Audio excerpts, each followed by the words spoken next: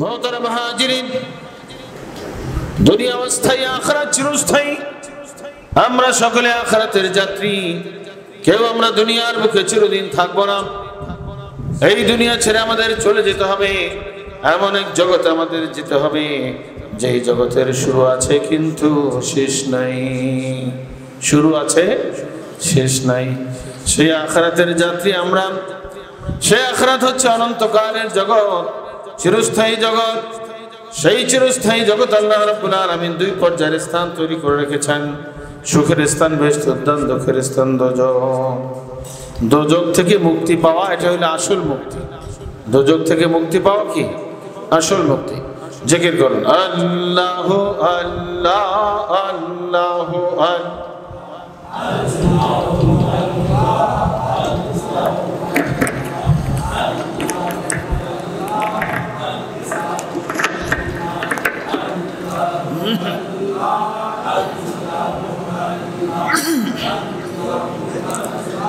আল্লাহ আল্লাহ আল্লাহ লা ইলাহা ইল্লাল্লাহ মুহাম্মাদুর রাসূলুল্লাহ সাল্লাল্লাহু আলাইহি ওয়াসাল্লাম। দোজখ থেকে মুক্তি পাওয়া, এটা হলো আসল মুক্তি। দুনিয়াতে আমরা রোগ মুক্তি পাই, আমাদের বিভিন্ন ব্যাপারে আমরা মুক্ত স্বাধীন হই, কিন্তু আসল মুক্তিটা হচ্ছে ভীষণ দোজখের আযাব থেকে মুক্তি পাওয়া। এটাই হলো চিরস্থায়ী জগতের মুক্তি। দোজখের ভিতরে আল্লাহ রাব্বুল আলামিন শাস্তির ব্যবস্থা রেখেছেন, হাজারো শাস্তির উপকরণ। এই দোজখের ভিতরে সাপ আছে, বিচ্ছু আছে। একটা সাপ, একটা বিচ্ছু যদি কোন দোজখী মানুষকে দংশন করে, তাহলে 40 বছর শুধু রক্তই ঝরতে থাকবে, বলে নাউযুবিল্লাহ। এবং হাদিসের ব্যাখ্যা কিতাবের ভিতরে এসেছে 40 বছর ঊর্ধ্ব গতিতে বিষের কিয়া উপর দিকে শুধু উঠতে থাকবে, বলে নাউযুবিল্লাহ। এইভাবে দোজখের সাপের হাত আছে, পা আছে, নখ আছে। এক একটা নখ 1 গজ 2 গজ পর্যন্ত লম্বা। একবার দোজখী মানুষকে দংশন করে 40 গজ মাটির নিচে দাবায় ফেলবে, নাউযুবিল্লাহ। এইভাবে দোজখী মানুষকে দোজখের সাপে শাস্তি প্রদান করবে সবচেয়ে ছোট সাপ। সেই ছোট সাপটা হলো 3 মাইল লম্বা, বলে নাউযুবিল্লাহ। মুহতারাম হাজিরিন, ওই দোজখের ভিতরে দোজখী মানুষগুলোকে ফেলানো হবে, নিক্ষেপ করা হবে। ওই দোজখী মানুষগুলো দোজখের আগুনের ভিতরে হাবুডুবু খাইতে থাকবে। হাদিস শরীফের মধ্যে এসেছে দোজখের ভিতরে আগুনের সাগর আছে। আগুনের সাগরে আগুনের ঢেউ হয়। এক একটা ঢেউ দোজখী মানুষকে নিয়ে 70 বছরের রাস্তা উপরে উঠবে, আবার 70 বছরের রাস্তা নিচে নামবে। আগুনের সাগরে আগুনের ঢেউর অবস্থা হইল এরকম, বলে নাউযুবিল্লাহ। কুল্লামা নাদিজাত জুলুদুহুম বাদদালনাহুম জুলুদান গায়রাহা লিয়াযুকুল আযাব। আল্লাহ রাব্বুল আলামিন কালামে পাকে ঘোষণা করেছেন, জাহান্নামী মানুষগুলোকে যখন এই জাহান্নামের ভিতরে নিক্ষেপ করা হবে, দোজখের ভিতরে নিক্ষেপ করা হলে ওই জাহান্নামী মানুষগুলো দোজখের আগুনে জ্বলে যাবে, পুড়ে যাবে। আল্লাহ পাক বলেন বাদদালনাহুম জুলুদান গায়রাহা। ওই দোজখী মানুষগুলোর শরীরের চামড়া আমি আল্লাহ বদল করে দেব। আয়াতের তাফসীরে উল্লেখ আছে, একটা দিনের জন্য যদি কোনো দোজখী মানুষকে দোজখের আগুনে নিক্ষেপ করা হয়, কমপক্ষে 70,000 বার শরীরের চামড়া জ্বলে পুড়ে যাবে। 70,000 বার নতুন চামড়া বদল করে দেওয়া হবে, নাউযুবিল্লাহ। তাহলে একদিনের শাস্তি গ্রহণ করার ক্ষমতা কারো আছে? একদিন কেন, 1 ঘন্টা, এক মিনিট এক সেকেন্ডের শাস্তি গ্রহণ করার ক্ষমতা কারো নাই। তবে তারা মুহাজিরিন ওই জাহান্নামী মানুষগুলো জাহান্নামের ভিতরে যতই আযাব দেওয়া হবে, যতই শাস্তি প্রদান করা হবে, জাহান্নামী মানুষগুলো জাহান্নামের ভিতরে মারাও যাবে না, সুস্থ জিন্দাও থাকবে না। লা ইয়ামুতু ফিহা ওয়া লা ইয়াহইয়া। আল্লাহ রাব্বুল আলামিন বলেছেন ওই জাহান্নামী মানুষগুলো জাহান্নামের ভিতরে মরবেও না, সুস্থ জিন্দাও থাকবে না। মরে গেলে তো সব শেষ। এই জন্য যত শাস্তি দেওয়া হোক মরবে না, প্রাণটা ভিতরে থাকবে। বহুতারা মুহাজিরিন ওই জাহান্নামের ভিতরে রক্তপুঞ্জের নদী আছে। ওই রক্তপুঞ্জের নদী থেকে এক বালতি পরিমাণ রক্তপুঞ্জ যদি দুনিয়ার বুকে আনয়ন করা হয়, হাদিসের মধ্যে এসেছে এক বালতি রক্তপুঞ্জের দুর্গন্ধের কারণে পৃথিবীর জমিনটা এমন ভাবে বিষাক্ত হয়ে যাবে, কিয়ামত পর্যন্ত এই পৃথিবীর বুকে কোনো প্রাণী বসবাস করতে পারবে না। মানব দানব পশু পাখি যা কিছু সব মরে সারখার হয়ে যাবে।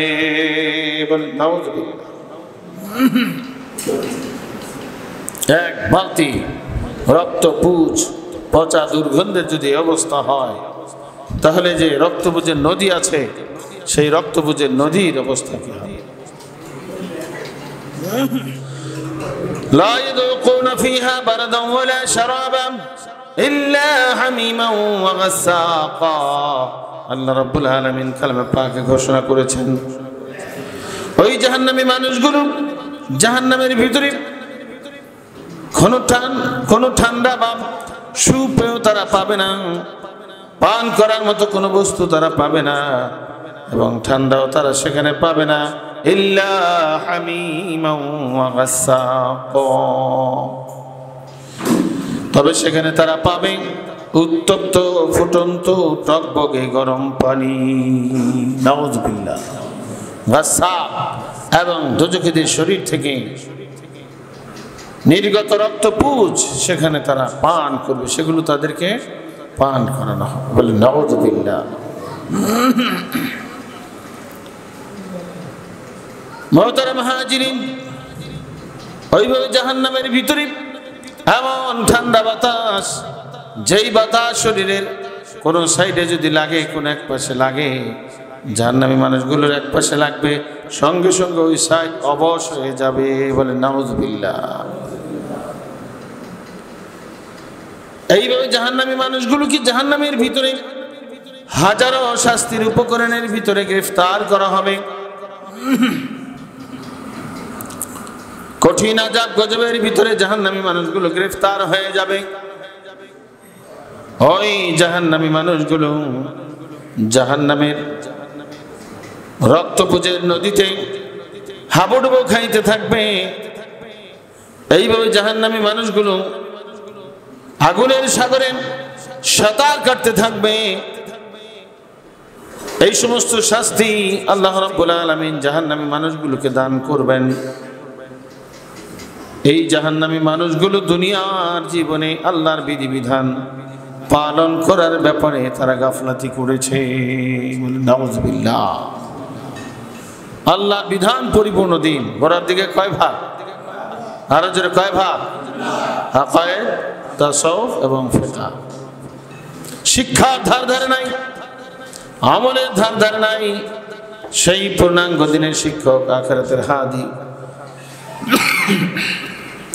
রাসূলের যুগে রাসূল, রাসূলের বর্তমানে ওয়ারিসে আম্বিয়া, নায়েবে রাসূলের ইত্তেবা অনুসরণ তারা করে নাই।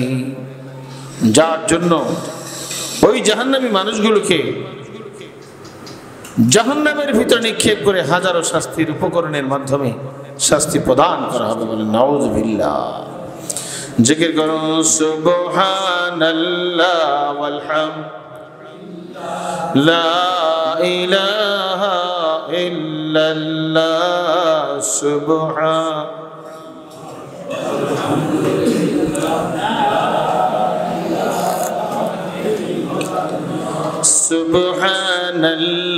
ওয়াল হামদুলিল্লাহ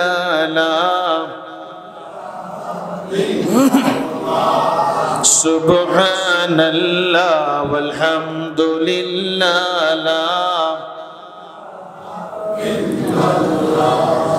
লা ইলাহা ইল্লাল্লাহ মুহাম্মাদুর রাসূলুল্লাহ সাল্লাল্লাহু আলাইহি ওয়াসাল্লাম।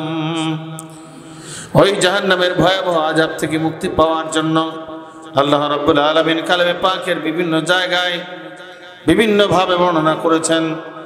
সূরা সাফের ভিতরে, সূরা সাফের মধ্যে আল্লাহ রাব্বুল আলামিন ঈমানদার বান্দাদেরকে ডাক দিয়ে বলতেছেন, হে আমার ঈমানদার বান্দাগণ, বিসমিল্লাহির রহমানির রহিম, ইয়া আইয়ুহাল্লাযীনা আমানু হাল আদুল্লুকুম আলা তিজারাতিন তুনজিকুম মিন আযাবিন আলীম। ও হে আমার ঈমানদার বান্দাগণ, আমি কি তোমাদেরকে এমন এক তেজারতের কথা বলবো? তেজারতের মর্ম হলো মহান কাজ, যেই মহান কাজ তোমাদেরকে কঠিন যন্ত্রণাদায়ক আযাবের থেকে মুক্তি দান করবে। দোজখের ভীষণ আযাব থেকে, যন্ত্রণাদায়ক শাস্তি থেকে তোমাদেরকে মুক্তি দিবে, এমন এক মহান কাজের কথা কি আমি বলবো? প্রশ্ন করছেন কে? কে প্রশ্ন করেছেন? আল্লাহ পাক প্রশ্ন করেছেন। আল্লাহ রাব্বুল আলামিন সেই মহান কাজের ব্যাপারে প্রশ্ন করেছেন। দোজখের ভীষণ আযাব গজব থেকে মুক্তি দান করবে, তোমরা বাঁচতে পারবে, এমন এক মহান কাজের কথা আমি কি বলবো? আল্লাহ রাব্বুল আলামিন পরক্ষণেই সেই মহান কাজের বর্ণনা প্রদান করেছেন। তুমিনুনা বিল্লাহি ওয়া রাসূলিহি, তোমরা ঈমানে মজবুত থাকবে আল্লাহর প্রতি এবং আল্লাহর রাসূলের প্রতি, আল্লাহর প্রতি এবং তার রাসূলের প্রতি তোমরা ঈমানে মজবুত থাকবে। বলে সুবহানাল্লাহ। ঈমানদারদেরকে ডাক দিয়ে বলেছেন দ্বিতীয় ঈমানের মর্ম হলো ঈমানে কি থাকতে হবে? মজবুত থাকতে হবে। তো ঈমানে মজবুত থাকা, ঈমানের যে প্রধান 7টা বিষয় আছে এর ভিতরে 3 নাম্বার হচ্ছে কুতুবে, কিতাবের প্রতি কি ঈমান। কিতাবে যেই মাসলা যেইভাবে আছে সেইভাবে বিশ্বাস করার নাম কি হয়? কিতাবের প্রতি ঈমান। তো কিতাবের ভিতরে পাওয়া যায় আল্লাহর দ্বীনের রূপরেখা কয় ভাগ মাসলা নিয়ে? 3 ভাগ। কি কি? আকায়েদ, তাসাউফ, ফিকহ। এরপর আমলি মাসলা কয় ভাগ? 4 ভাগ। ইবাদত, মুআমালাত, মুহলিকাত, মুনজিয়াত। প্রত্যেক ভাগে আছে কত প্রকার করে? ইবাদতে কয় উসুল? 10 উসুল। মুআমালাতে, মুহলিকাতে, মুনজিয়াতে 4 দশে কত হয়? 4 দশে 40 উসুল। এই 40 উসুলের সমষ্টি হলো আল্লাহর পূর্ণাঙ্গ দ্বীন। এই পূর্ণাঙ্গ দ্বীন কিতাবে যেভাবে আছে সেইভাবে আমাদের কি করতে হবে? বিশ্বাস করতে হবে। এইভাবে ঈমানে মজবুত থাকা, আল্লাহ সত্যিকার দ্বীন আমরা পেয়েছি, এই সত্য দ্বীন, এই সঠিক দ্বীন, দ্বীন হক কিনা, পূর্ণাঙ্গ দ্বীন হক কিনা, এই হক দ্বীনের উপর আমাদের অটল থাকতে হবে।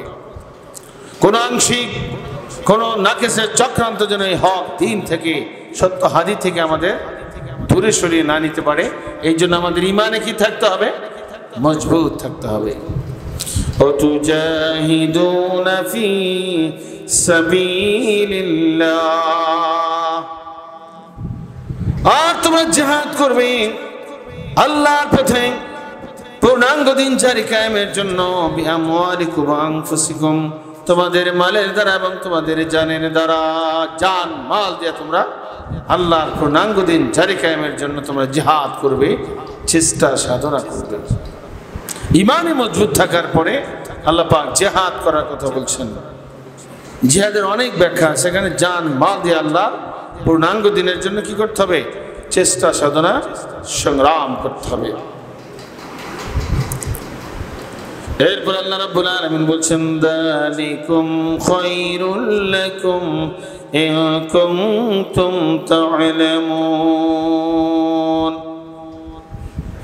এর ভিতরে আছে তোমাদের জন্য কল্যাণ। যালিকুম খায়রুল লাকুম, এর ভিতরে কল্যাণ, অর্থাৎ জান মাল দিয়ে আল্লাহর পূর্ণাঙ্গ দ্বীনের জন্য জিহাদ করা, চেষ্টা সাধনা করা, এর মধ্যে আছে কল্যাণ। কথা কার? আরো জোরে কথা কার? কোরআন শরীফে কথা বলেছেন কে? আল কোরআনু কালামুল্লাহ, কোরআন হচ্ছে আল্লাহর কালাম। আল্লাহ পাক কালামে পাকি বলে দিয়েছেন জান মাল দিয়া আল্লাহর পূর্ণাঙ্গ দ্বীনের জন্য চেষ্টা সাধনার ভেতরে আছে তোমাদের জন্য কল্যাণ। যেন বলো সুবহানাল্লাহ। ইন কুনতুম তা'লামুন। সঙ্গে সঙ্গে আল্লাহ বলে দিয়েছেন, যদি তোমরা জ্ঞান রাখো, যদি তোমরা বুদ্ধিমান হও, যদি তোমরা বোঝো, যদি তোমরা বোঝো, যদি তোমরা জ্ঞানী হও, তাহলে জানে মালে আল্লাহর পূর্ণাঙ্গ দিনের জন্য চেষ্টা সাধনা করা, এর ভেতরে আছে তোমাদের জন্য কল্যাণ। বলে সুবহানাল্লাহ। ব্যাখ্যায় লেখা আছে, জ্ঞানের অভাবে অনেকে জান মাল দিয়া আল্লাহর পূর্ণাঙ্গ দিনের জন্য চেষ্টা সাধনাকে অকল্যাণ মনে করে। এটা তাদের জ্ঞানের অভাব। জ্ঞানের কি অভাব? তাহলে যারা জান মাল দিয়ে আল্লাহর দিনের জন্য চেষ্টা সাধনা করছে আল্লাহ পাকের কথা অনুযায়ী, তারা কি আপনার বুদ্ধিহীন না বুদ্ধিমান? তারা হচ্ছে বুদ্ধিমান এবং তারা হচ্ছে জ্ঞানী। বলেন আলহামদুলিল্লাহ। আরো জোরে হবে আলহামদুলিল্লাহ। জিকির করুন সুবহানাল্লাহ ওয়াল হামদ।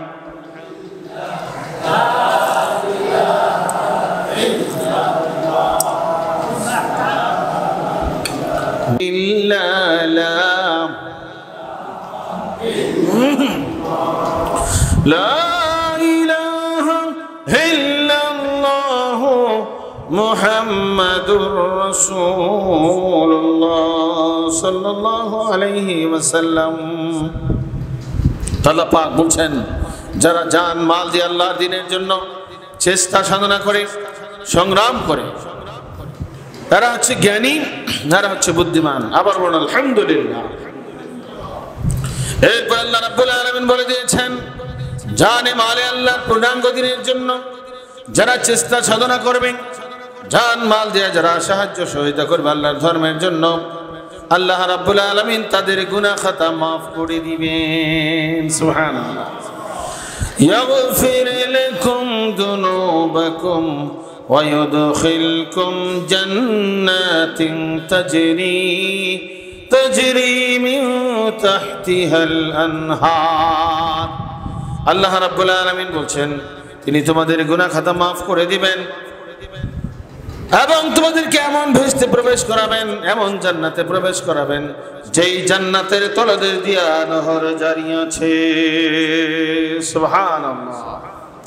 জান্নাতের তলদেশ দিয়া মধুর নদী, দুধের নদী, বানানো শরবতের নদী, খালেস পানির নদী, এইভাবেই 4 পর্যায়ের নদীর কথা আপনার বিশেষভাবে উল্লেখ আছে। আরো আপনার শত সহস্র আপনার শত শত নদী থাকবে, তো বিশেষ করে মধুর নদী, দুধের নদী, খালেস পানির নদী, বানানো শরবতের নদী ভেস্তের সমতল ভূমি দিয়ে চলতেছে এবং অনন্তকাল সেই আপনার চলমান অবস্থায় থাকবে। বলেন সুবহানাল্লাহ। দুনিয়াতে তরল পদার্থ চলে আপনার সাধারণত কি গর্ত জায়গা দিয়ে, কিন্তু জান্নাতের যে বাগান আছে, আপনার যে নহর আছে, সেই জান্নাতের নহর নদীগুলো ভেস্তের সমতল ভূমি দিয়ে চলতেছে। মহা আশ্চর্য কিনা? সমতল ভূমি দিয়ে চলতেছে। তাফসীরে লেখা আছে, কোনো দিকে হেলে দুলে পড়ছে না। এটা আল্লাহ পাকের বিশেষ কুদরত। সুবহানাল্লাহ।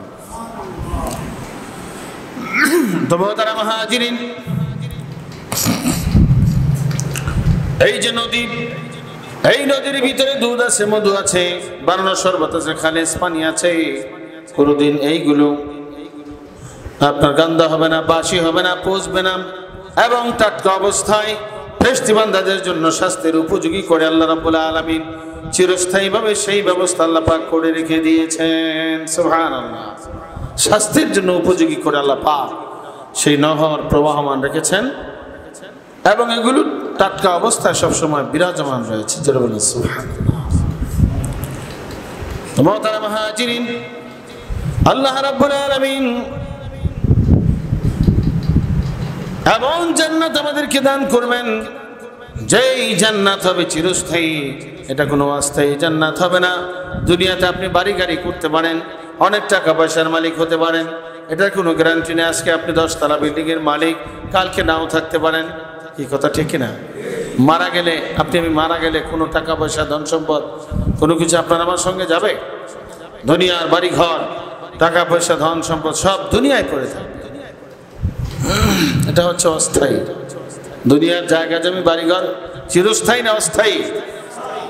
কিন্তু জান্নাতের বাড়ি ঘর আল্লাহ পাক বলছেন এটা হচ্ছে চিরস্থায়ী। ওয়া মাসাকিন তাইয়্যিবাতান ফি জান্নাতি আদন। আল্লাহ রাব্বুল আলামিন জান্নাতের ভেতরে চিরস্থায়ী বসবাসের জায়গা, জান মাল দিয়ে যারা ধর্মের জন্য চেষ্টা সাধনা সংগ্রাম করে তাদের জন্য চিরস্থায়ী জান্নাতের চিরস্থায়ী বসবাসের বাড়িঘর সেখানে ব্যবস্থা করে দিবেন। সুবহানাল্লাহ। একবার যে জান্নাতে প্রবেশ করবে সেখান থেকে তাকে আর বের করা হবে না। বের করা হবে, কিন্তু দুনিয়ার বাড়িঘর আজ আছে কাল নাও থাকতে পারে, আজ আছে কাল নাও থাকতে পারে। দিয়া ধন বুঝে মন কেড়ে নিতে কতক্ষণ, সকাল বেলার বাদশা তুমি ফকির সন্ধ্যা বেলা, সন্ধ্যা বেলার ফকির তুমি বাদশা সকাল বেলা। তো মোহতারাম হাজিরিন, এই দুনিয়ার জিন্দেগি অস্থায়ী, অস্থায়ী জিন্দেগি আজ আছে কাল নাও থাকতে পারে। অস্থায়ী ধন সম্পদ বাড়িঘর জায়গা জমি আপনার আমার আছে, কালকে নাও থাকতে পারে। মৃত্যুর সঙ্গে সঙ্গে মালিকানা হস্তান্তর হয়ে যাবে। কিন্তু চিরস্থায়ী জগৎ, সেই জগৎ আল্লাহ রাব্বুল আলামিন জান্নাতের যে বাড়িঘর আপনার আমার জন্য তৈরি করে রেখে দিয়েছেন, আল্লাহ পাক বলেন সেই বাড়িঘর হলো স্থায়ী বাড়িঘর। সেখান থেকে আপনাকে আমাকে কোনোদিন বের করা হবে না, এটা আল্লাহ পাক গ্যারান্টি সহকারে বলে দিয়েছেন। ওয়া মাসাকিন তাইয়্যিবাতান ফি জান্নাতি আদন, জান্নাতুল আদনের ভিতরে বেহেশতের মধ্যে আল্লাহ পাক চিরস্থায়ী বসবাসের জায়গা করে দিবেন। সুবহানাল্লাহ। যদি আপনি আমি জানমাল দিয়ে আল্লাহর পূর্ণাঙ্গ দিনের জন্য চেষ্টা সাধনা করি, জানমাল ধর্মের জন্য আমরা ব্যয় করি, তাহলে চিরস্থায়ী বসবাসের জায়গা করে দিবেন কে? আরো জোরে কে করে দিবেন? আল্লাহ পাক করে দিবেন। যালিকাল ফাওজুল আযীম। আল্লাহ রাব্বুল আলামিন বলছেন এটাই হলো মহা সফলতা, সবচেয়ে বড় সফলতা, সবচেয়ে বড় সার্থকতা হচ্ছে চিরস্থায়ী জগৎ আখিরাতে জান্নাতে বাড়ি পাওয়া। দুনিয়াতে আপনি অনেক টাকা পয়সার মালিক হয়ে গেলেন, দুনিয়ার মানুষ আপনাকে বলতে পারে আপনি সফল কাম, আপনি সাকসেসফুল, কিন্তু আল্লাহর আইনে আপনি যদি হাদিয়া গ্রহণ করে না থাকেন, পূর্ণাঙ্গ দিন শিক্ষা আমল না করেন, পূর্ণাঙ্গ দিন জারি কায়েমের জন্য চেষ্টা সাধনা না করেন, তাহলে আল্লাহর আইনে আপনি সাকসেসফুল নন। বরং কিয়ামতের ময়দানে ওই সমস্ত ব্যক্তিগুলো বলতে থাকবে ইয়া লাইতানি কুনতু তুরাবা, হায় আফসোস যদি আমি মাটি হয়ে যেতাম, মাটি হতে পারতাম কতই না ভালো হতো। অদৃশ্যভাবে আল্লাহর পক্ষ থেকে ঘোষণা আসবে তুমি যতই চেষ্টা করো, যতই কামনা বাসনা করো, মাটি হতে পারবে না। তো কালামে পাক আল্লাহ পাক শুনে না আবার শেষ অংশে বলেছেন, এবং আরো অন্যান্য জায়গায় ব্যাপারে বর্ণনা রয়েছে, যারা নাফরমান, যারা কাফের, যারা হবে দোজখী, তারা এইভাবে হায় আফসোস করবে। কোন সময় এগুলো করতে থাকবে? যখন হাশরের ময়দানে আল্লাহ রাব্বুল আলামিন জিন এবং মানুষকে উঠাবেন, পাশাপাশি আল্লাহ রাব্বুল আলামিন পশু পাখিগুলোকে উঠাবেন। যেই পশু পাখি একটা আরেকটাকে আঘাত করেছিল দুনিয়ার জীবনে, একটা পশু আরেকটা পশুকে আঘাত করে গুঁতা দেয়, কষ্ট দেয়, আছে কিনা? শিংওয়ালা বকরি শিংবিহীন বকরিকে আঘাত করে। হাশরের ময়দানে আল্লাহ রাব্বুল আলামিন এই শিংওয়ালা বকরি উঠাবেন এবং শিংবিহীন বকরিকে উঠাবেন। উভয়টাকে উঠানোর পর আল্লাহ রাব্বুল আলামিন দুনিয়ার জীবনে যেই বকরি শিং ছিল না বা যেটা আঘাত খেয়েছে, ওইটাকে আল্লাহ রাব্বুল আলামিন শিং দান করবেন এবং আল্লাহ পাক শক্তিশালী বানিয়ে দিবেন। আর বলবেন দুনিয়াতে তোমাকে আঘাত করেছিল, দুনিয়াতে তুমি ছিলে দুর্বল, এখন হাশরের ময়দানে আমি আল্লাহ রাব্বুল আলামিন তোমাকে শক্তি দান করে দিলাম। দুনিয়াতে আঘাত খেয়েছো, এখন তুমি হাশরের ময়দানে আঘাত করো। আল্লাহ পাকের হুকুম পাওয়ার পরে যেই ছাগল বকরি আঘাত খেয়েছিল, মজলুম হয়েছিল, অত্যাচারিত হয়েছিল, হাশরের ময়দানে আল্লাহ পাকের হুকুম পাওয়ার পরে ওই ছাগল বকরি শক্তি পেয়ে তখন যে আঘাত করেছিল তাকে, ওই আঘাতের বদলা সে প্রতিদান সে আদায় করে ওই বকরিটাকে আঘাত করবে। যখন সমান সমান হয়ে যাবে তখন আল্লাহ পাক বলবেন এবার তোমরা মাটির সাথে মিশে যাও। সুবহানাল্লাহ।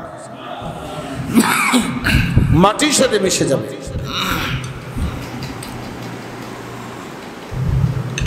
এই দৃশ্যটা তো দেখবে জিন মানুষ,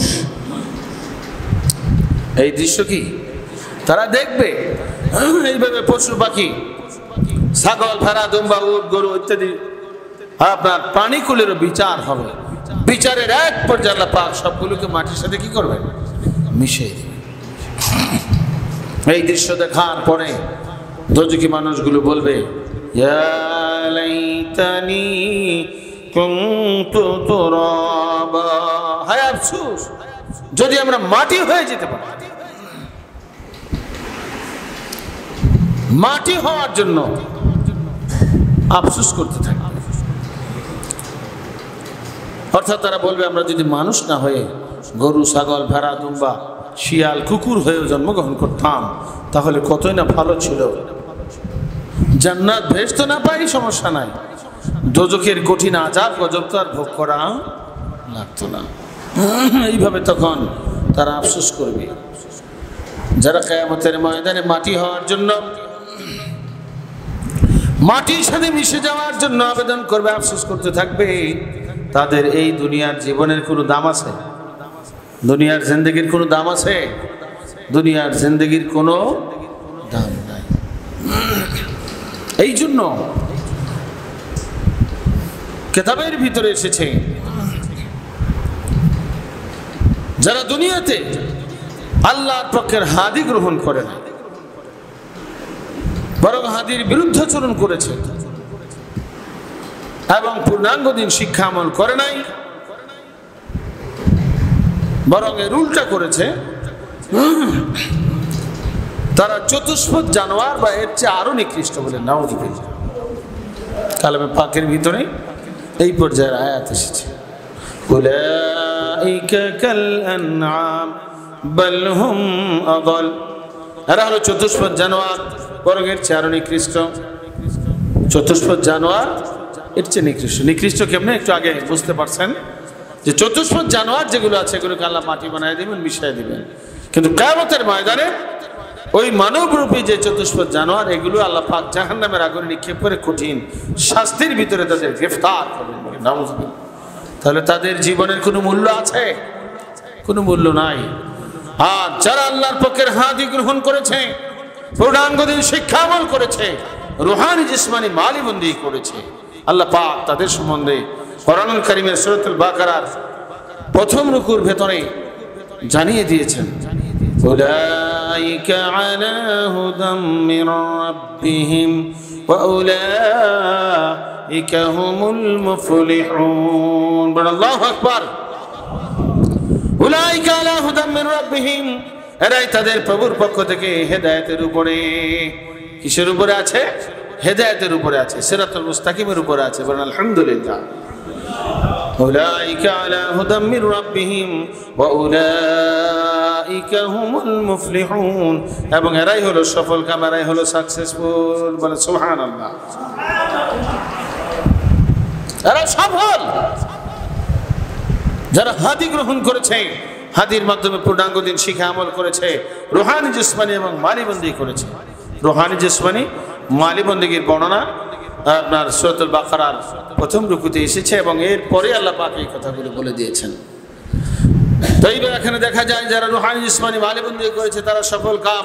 আর এখানে আল্লাহ পাক বলে দিয়েছেন যারা আল্লাহর পূর্ণাঙ্গ দিন জারি কায়েমের জন্য জানে মালে চেষ্টা সাধনা করে তারা হবে পরজগতে চিরস্থায়ী জান্নাতের অধিবাসী। যালিকাল ফাউজুল আযীম, এবং এরাই হলো সফল কাম, এবং আল্লাহ পাক ইহাই তাদের জন্য মহা সফলতা। জোরে বলুন সুবহানাল্লাহ। তো চিরস্থায়ী জগতে আমরা সবাই সফল কাম হতে চাই, চাই কিনা সবাই?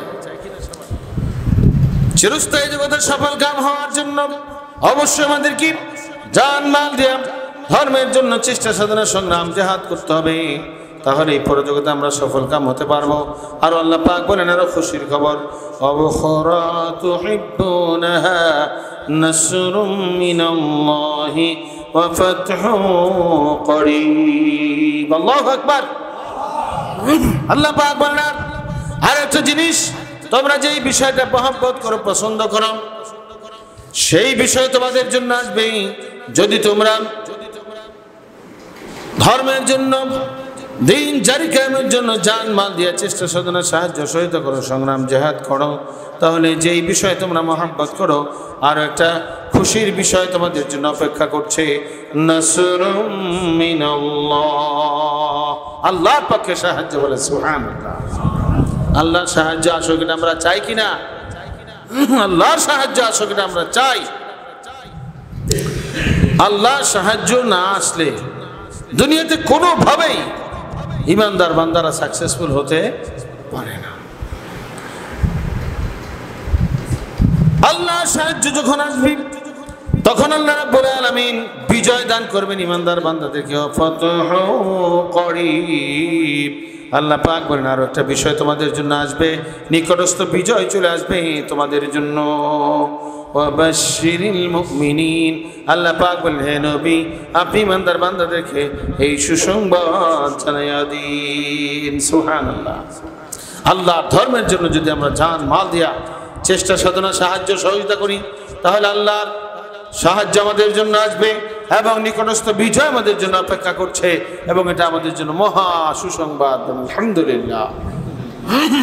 অন্য জায়গায় আসছি, আল্লাহর সাহায্য যদি তোমরা পাইতে চাও তাহলে তোমরা আল্লাহকে সাহায্য করো। কিভাবে আল্লাহকে সাহায্য করা লাগবে? আল্লাহকে আমরা কেমনে সাহায্য করব? আল্লাহ কি গরিব নাকি? আল্লাহ গরিব? আল্লাহ তো গনিউন হামিদ, প্রশংসিত ধনী, সবচেয়ে বড় ধনী হলেন আল্লাহ।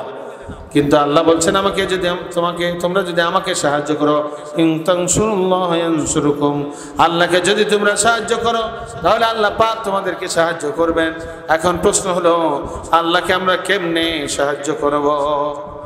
আল্লাহ রাব্বুল আলামিন পরের আয়াতের ভেতরে জানিয়ে দিয়েছেন, ইয়া আইয়ুহাল্লাযীনা আমানু কুনু আনসারাল্লাহ, হে ইমানদার বান্দাগণ তোমরা আমি আল্লাহ সাহায্যকারী হয়ে যাও। কামা ক্বালা ঈসা ইবনে মারইয়াম লিল হাওয়ারিয়িন মান আনসারি ইলাল্লাহ, যেইভাবে মরিয়ম পুত্র ঈসা আলাইহিস সালাতু ওয়াস সালাম বলেছিলেন হাওয়ারিনদেরকে উদ্দেশ্য করে, কে আছো মান আনসারি ইলাল্লাহ, কে আছো আমার সাহায্যকারী আল্লাহর দিকে, অর্থাৎ আল্লাহর দিন জারি কায়েমের জন্য কারা আছো আমাকে সাহায্য করতে পারো। হযরতে ঈসা আলাইহিস সালাম বলেছিলেন হাওয়ারিনদেরকে লক্ষ্য করে, قال الحواريون نحن انصار الله, আর হাওয়ারিনরা বলেছিলেন হে আল্লাহর পয়গম্বর হযরত ঈসা আলাইহিস সালাতু ওয়াস সালাম, নাহনু আনসারুল্লাহ, আমরা আছি আল্লাহর সাহায্যকারী। বলেন সুবহানাল্লাহ। অর্থাৎ আল্লাহর দ্বীন জারি কায়েমের জন্য আপনাকে জান মাল দিয়া চেষ্টা আপনার সাহায্য সহায়তা করতে, চেষ্টা সাধনা করতে আমরা প্রস্তুত রয়েছে। জোরে বলেন সুবহানাল্লাহ। হাওয়ারিনদের কথাটা আল্লাহ পাক এখানে উল্লেখ করেছেন। এর মাধ্যমে আল্লাহ রাব্বুল আলামিন বিশ্ব মুমিনকে, ইমানদার বান্দাদেরকে, বিশ্ব মুসলিমকে শিক্ষা প্রদান করতেছেন, হে বিশ্ব মুসলিম তোমরা যদি আল্লাহকে সাহায্য করতে চাও তাহলে আল্লাহ রসুলকে সাহায্য করো। ঈসা আলাইহিস সালামকে যেভাবে হাওয়ারিনদের সাহায্য করেছিলেন, আমাদের নবীর জামানায় আমাদের নবীকে মদিনার জিন্দেগির শেষ পর্যন্ত, নবুয়তের শুরু থেকে নিয়ে মদিনার জিন্দেগির শেষ পর্যন্ত সাহাবায়ে কেরাম জান দিয়া, মাল দিয়া, টাকা দিয়া, পয়সা দিয়া, বাড়ি দিয়া, আপনার জায়গা জমি বিভিন্নভাবে সাহায্য সহায়তা করেছেন। আমাদের রাসূলকে সাহাবায়ে কেরাম সাহায্য করছেন কিনা? এবং কোন সাহাবী কোন সময় রুটি নিয়ে এসেছেন, উটের গোশত নিয়ে এসেছেন, দুধ নিয়ে এসেছেন, এইভাবে অনেক অনেক সাহাবীদের নাম পর্যন্ত হাদিসের ভিতরে লেখা আছে। সুবহানাল্লাহ।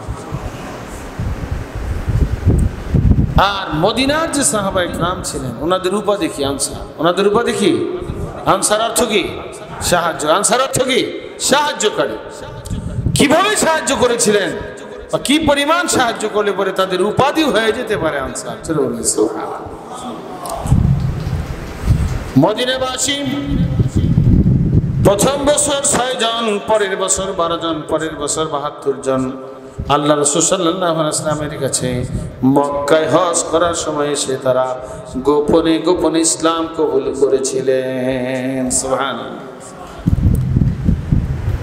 যখন মক্কাবাসী মদিনাবাসী এবং বিভিন্ন জায়গা থেকে বিভিন্ন রাষ্ট্র থেকে হজ করার জন্য মক্কায় লোকজন আসতেন, তখন আবু জাহেল এবং অন্যান্য কাফের যারা ছিল তারা মানুষের কানে কানে বলতো যে মুহাম্মদ নামে একটা পাগল আছে, সে হলো পাগল, সে হলো জাদুকর, তার কাছে যে যাবে তার ঈমান থাকবে না। বলে নাউজুবিল্লাহ। এইভাবে গোপনে গোপনে মানুষের কাছে নবীজির দুর্নাম বদনাম যখন গাইতে থাকতো, তখন মানুষের ভিতরে কৌতূহল আগ্রহ আরো বেশি সৃষ্টি হয়ে যেত। একবার না হয় তার কাছে একটু যাই, যায় দেখি তিনি কি বলেন, পরে না হয় আবার তওবা করে আপনার ইমানদার হয়ে যাবে, এরকম উল্টাপাল্টা বুঝাইয়া তাদেরকে ফিরিয়ে রাখার চেষ্টা করত। তো প্রথম বছর মদিনাবাসী 6 জন আল্লাহ রাসূল সাল্লাল্লাহু আলাইহি ওয়াসাল্লামের কাছে গেলেন। নবীজির কাছে যাওয়ার পরে নবীজি যখন দ্বীনের তালিম প্রদান করতেন, তখন বিশেষ করে ঈমানের দাওয়াতগুলো নবীজি দিতেন। ঈমান, আসমান জমিনের সৃষ্টিকর্তা কে? মানুষের মৃত্যু দিবেন কে? মানুষের আপনার জীবনদাতা কে? এইভাবে আল্লাহ পাক তিনি যে সৃষ্টিকর্তা এবং তিনি যে সবকিছুর মালিক, এবং আসমান জমিন সবকিছু সৃষ্টি করেছেন, মানব দানব পশু পাখি সবকিছু আল্লাহ পাক সৃষ্টি করেছেন। আল্লাহর হুকুম ছাড়া যে কোনো কিছুই হয় না, মানুষের নিজের কোনো ক্ষমতা নাই, এইভাবে দেব দেবী মূর্তি এগুলো একটাও যে খোদা না, এইগুলো বোঝানোর চেষ্টা করতেন এবং ঈমানের দাওয়াত তিনি প্রদান করতেন। তো রাসূল সাল্লাল্লাহু আলাইহি ওয়াসাল্লামের যুক্তিপূর্ণ দাওয়াত পেয়ে প্রথম বছর মদিনাবাসীদের 6 জন, প্রথম বছর কয়জন? 6 জন আল্লাহ রাসূল সাল্লাল্লাহু আলাইহি ওয়াসাল্লামের কাছে কলমা পড়ে মুসলমান হয়েছেন। বলে সুবহানাল্লাহ। প্রথম বছর 6 জন, এইভাবে হাদিসের মধ্যে এসেছে। এর পরের বছর 12 জন, এর পরের বছর 72 জন আল্লাহ রাসূল সাল্লাল্লাহু আলাইহি ওয়াসাল্লামের কাছে গোপনে গোপনে তারা ইসলাম কবুল করেছেন। সুবহানাল্লাহ। 72 জন যখন মদিনাবাসী 72 জন নবীজির কাছে গোপনে ইসলাম কবুল করেন, তখন নবীজির কাছে আবেদন তারা করেছিলেন, ইয়া রাসূলুল্লাহ, আপনি আল্লাহর পক্ষের পয়গম্বর, সত্য দিন আপনি দুনিয়ার বুকে প্রচার করতেছেন, অথচ মক্কার কাফের বেঈমান মুশরিক তারা আপনার উপরে কত অত্যাচার করছে, শুধু জুলুম আর জুলুম, আপনাকে অতিষ্ঠ করে ফেলছে। আপনি দয়া করে মেহেরবানি করে আপনি মদিনায় চলে আসেন। সুবহানাল্লাহ। তখন আল্লাহ রাসূল সাল্লাল্লাহু আলাইহি ওয়াসাল্লাম বলেছিলেন, আমি আল্লাহর হুকুমের অপেক্ষায় আছি। আল্লাহ পাক হুকুম করলেন আমি মদিনায় হিজরত করব। এক পর্যায়ে আল্লাহ রাসূল সাল্লাল্লাহু আলাইহি ওয়াসাল্লাম সেই মদিনাবাসী 72 জনকে বলেছিলেন, ও মদিনাবাসী, আমি যদি আল্লাহ পাকের হুকুম পেয়ে তোমাদের দেশে মদিনা শরীফে, আমি তখন ইয়াসরিব নাম ছিল, কি ছিল? ইয়াসরিব, মদিনা শহরের নাম ছিল ইয়াসরিব। ইয়াসরিবে অর্থাৎ মদিনাতে যদি আমি আসি, তাহলে তোমরা কি আমাকে তোমাদের সংসারের এক একজন সদস্য হিসাবে গ্রহণ করতে পারবে কিনা? অর্থাৎ আল্লাহ রাসূল সাল্লাল্লাহু আলাইহি ওয়াসাল্লাম বুঝাইলেন, আমার দ্বীন জারি কায়েমের জন্য, ধর্ম প্রচার জারি কায়েমের জন্য যে বিশাল খরচের প্রয়োজন, এই খরচের ব্যবস্থা তোমরা প্রত্যেকে আমাকে এক একজন সদস্য হিসাবে সেই খরচটা বহন করবে কিনা? অর্থাৎ নবীজি আরো ব্যাখ্যা করে বুঝাইলেন, তোমাদের বাপ দাদা পূর্বপুরুষ যারা তারা যদি থাকতো, তাদের পিছনে যে খরচটা করতে, এই খরচটা আমার পিছনে তোমরা করতে পারবে কিনা? সুবহানাল্লাহ। আল্লাহ রাসূল সাল্লাল্লাহু আলাইহি ওয়াসাল্লাম তাদের কাছে এই প্রশ্ন যখন রেখেছেন, ওই 72 জন সবাই আল্লাহ রাসূলের এই প্রশ্নের জবাবে বলেছিলেন, ইয়া রাসূলুল্লাহ, আমরা সবাই আপনাকে সংসারের এক একজন সদস্য হিসাবে গ্রহণ করে নিব। সুবহানাল্লাহ। অর্থাৎ আপনি মদিনায় চলে আসুন, আমরা আমাদের বাপ দাদা পূর্বপুরুষ তারা জিন্দা থাকলে তাদের পিছনে যেইভাবে ব্যয় করতাম, ওইভাবে আপনার পিছনে সংসারের একজন সদস্য মনে করে আপনার পিছনে আমরা খরচ করব, আপনাকে আমরা হাদিয়া তোহফা প্রদান করব। এইভাবে মদিনাবাসী যখন আল্লাহ রাসূল সাল্লাল্লাহু আলাইহি ওয়াসাল্লামকে সংসারের সদস্য বানানোর জন্য ওয়াদা করে এসেছেন, রাসূল সাল্লাল্লাহু আলাইহি ওয়াসাল্লামের কাছে ওয়াদা অঙ্গীকার করেছেন, আল্লাহ রাসূল ওয়াদা নিয়েছেন। এরপরে যখন আল্লাহ রাসূল সাল্লাল্লাহু আলাইহি ওয়াসাল্লাম আল্লাহ পাকের হুকুম পেয়ে মদিনায় যখন তিনি হিজরত করলেন, তখন সেই মদিনাবাসী সবাই আল্লাহ রাসূলকে আহলান সাহলান মারহাবা বানি মারহাবা ধ্বনি দিয়া স্বাগতম দিয়া আল্লাহ রাসূলকে প্রত্যেকের সংসারে নিয়ে যাওয়ার জন্য আবেদন নিবেদন করছিলেন। সুবহানাল্লাহ। সবাই বলছে, ইয়া রাসূলুল্লাহ, আপনি ধর্মের জন্য হিজরত করেছেন, আপনি আমার বাড়ির মেহমান হবেন, সারা জীবন আমার বাড়িতে থাকবেন। এইভাবে মদিনাবাসী সবার একই কথা যে আমার বাড়িতে আপনি থাকবেন। প্রত্যেক সাহাবা আপনার মদিনাবাসী আনসার সাহাবারা ওনারা একই কথা বলতেছিলেন যে আমার বাড়ির মেহমান হবেন। তা আল্লাহ রাসূল সাল্লাল্লাহু আলাইহি ওয়াসাল্লাম দেখলেন যে কার বাড়িতে তিনি মেহমান হবেন। এখন তো মহা বিপদ, সবাই আবেদন করতেছে আমার বাড়িতে আপনি মেহমান হবেন, আমার বাড়িতে আপনি থাকবেন সারা জীবনের জন্য, আমার বাড়ি আপনাকে অফ করে দিলাম। এইভাবে মদিনাবাসী আবেদন নিবেদন করতেছেন। এক পর্যায়ে আল্লাহ রাসূল সাল্লাল্লাহু আলাইহি ওয়াসাল্লাম বললেন, আমি আমার উটের উপরে ছেড়ে দিলাম, আমার উট যার বাড়িতে গিয়ে হাঁটু গেড়ে বসে পড়বে তার বাড়িতে আমি মেহমান হয়ে যাব। সুবহানাল্লাহ। তো মুহতারাম হাজিরিন, এক পর্যায়ে আল্লাহ রাসূলের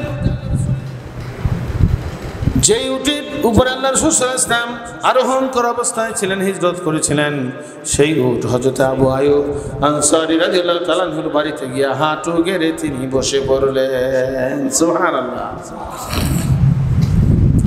হাঁটু গেড়ে বসে পড়ল।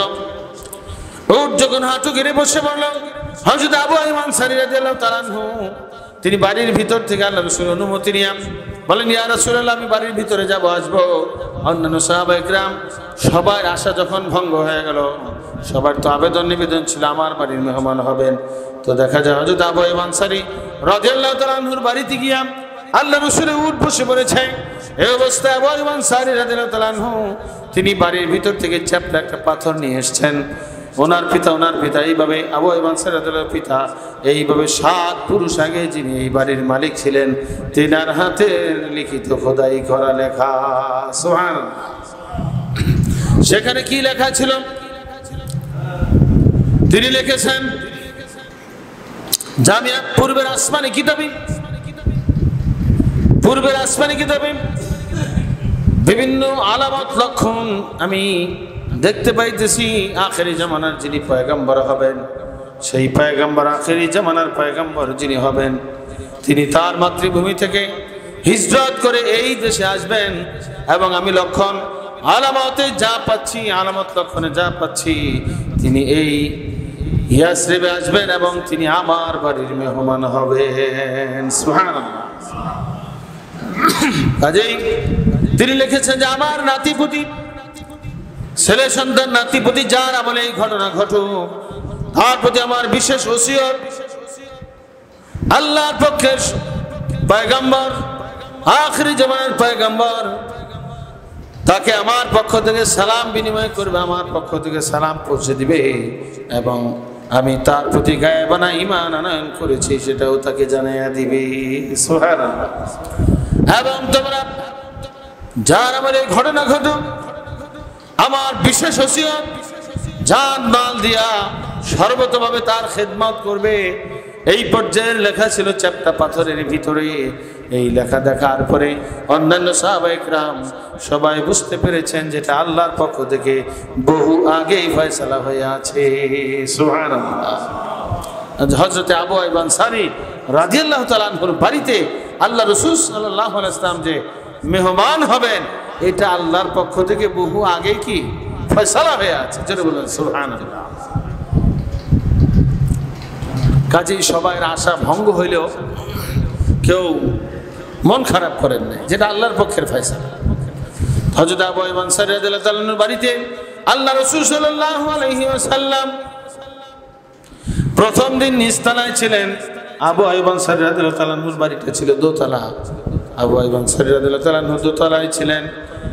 আবু আইয়ুব আনসারী রাদিয়াল্লাহু তাআলা আনহু সকালবেলায় এসে আল্লাহ রাসূলকে জানাইলেন যে সারা রাত আমাদের কারো ঘুম হয় নাই।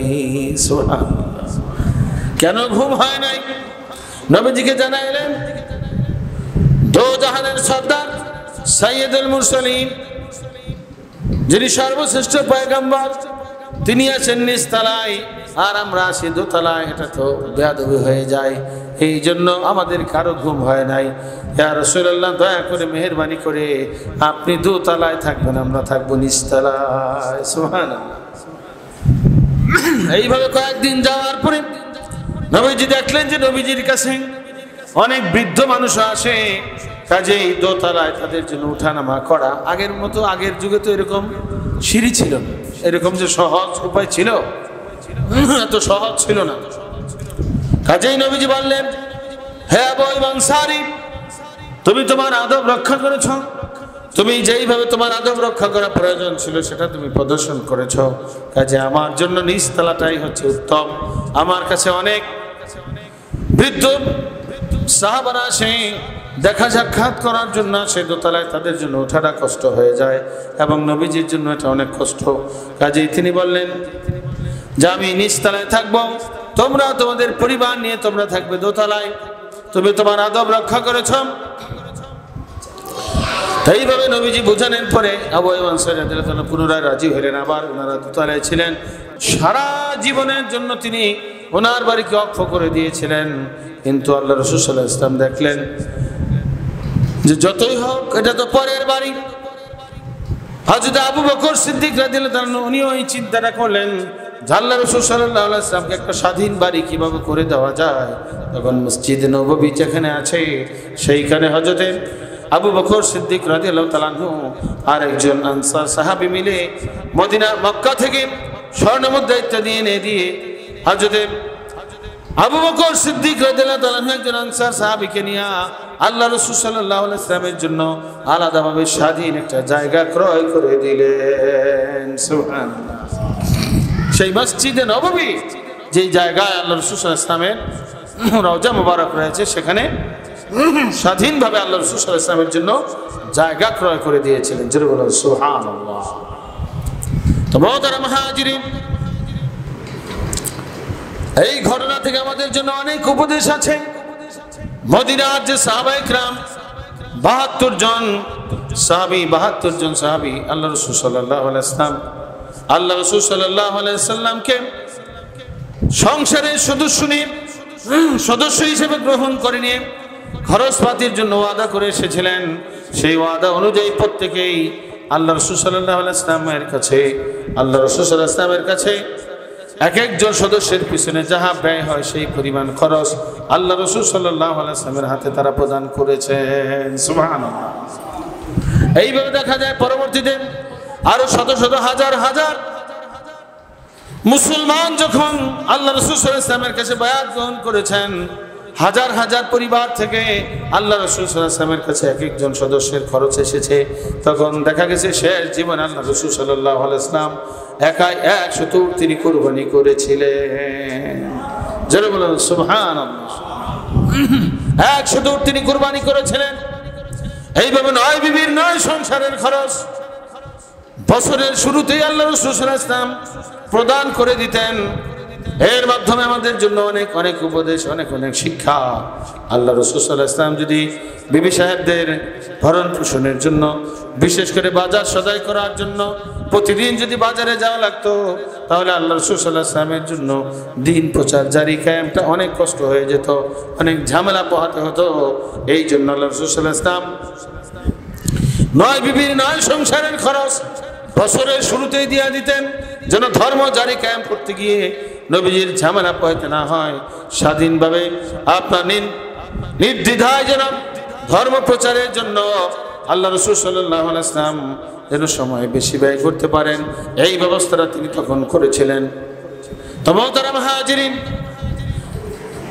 আপনাদের কাছে একটা প্রশ্ন। আমাদের যে প্রত্যেকের এক একজন সংসার রয়েছে, এক একজনের যে সংসার আছে, এক সংসারের খরচ বছরের শুরুতে আমরা প্রদান করতে পারছি এইরকম আপনার মানুষ বা এরকম মুসলমান এখানে উপস্থিত আমার মনে হয় না যে বছরের শুরুতে পুরা বছরের খরচ একসঙ্গে সংসারের বিবির হাতে বা এভাবে দিয়ে দিচ্ছেন, এরকম মনে হয় খুব কম না, আপনার জানা মতে নাই।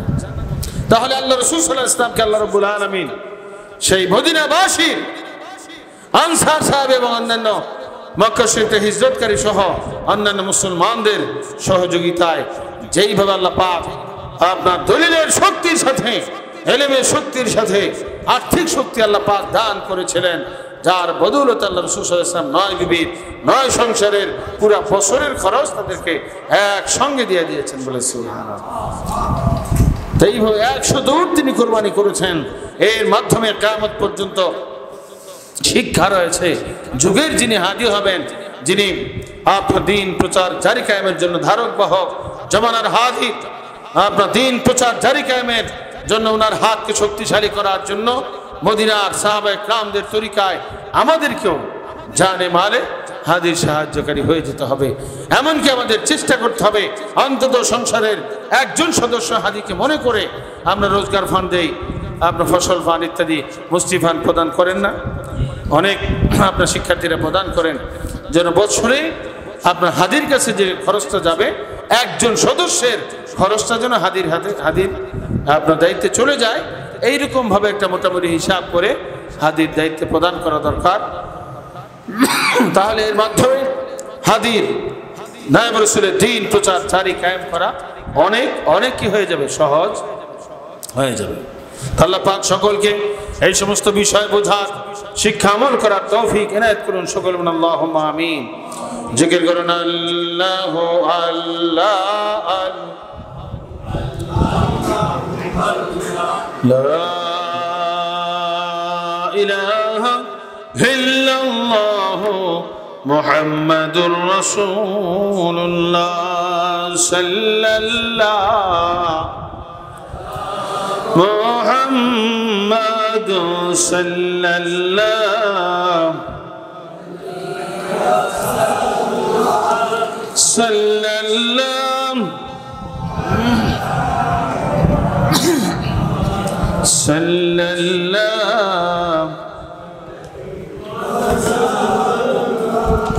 अक़ल है तेरी से पर इश्क है शमशर तेरी,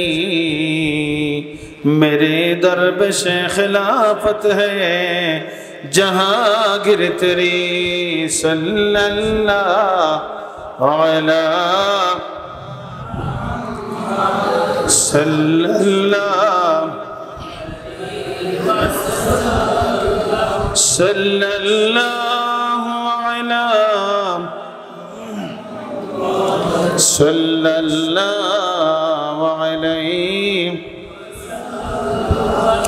अऊज़ु बिल्लाहि मिनश शैतानिर रजीम। बिस्मिल्लाहिर रहमानिर रहीम। قل إن كان آباؤكم وأبناؤكم وإخوانكم وأزواجكم وعشيرتكم وأموال اقترفتموها وتجارة تخشون كسادها ومساكن ترضونها أحب إليكم من الله ورسوله وجهاد في سبيله فتربصوا حتى يأتي الله بأمره والله لا يهدي القوم الفاسقين صدق الله العلي العظيم رشيب اللهم صل مولانا محمد على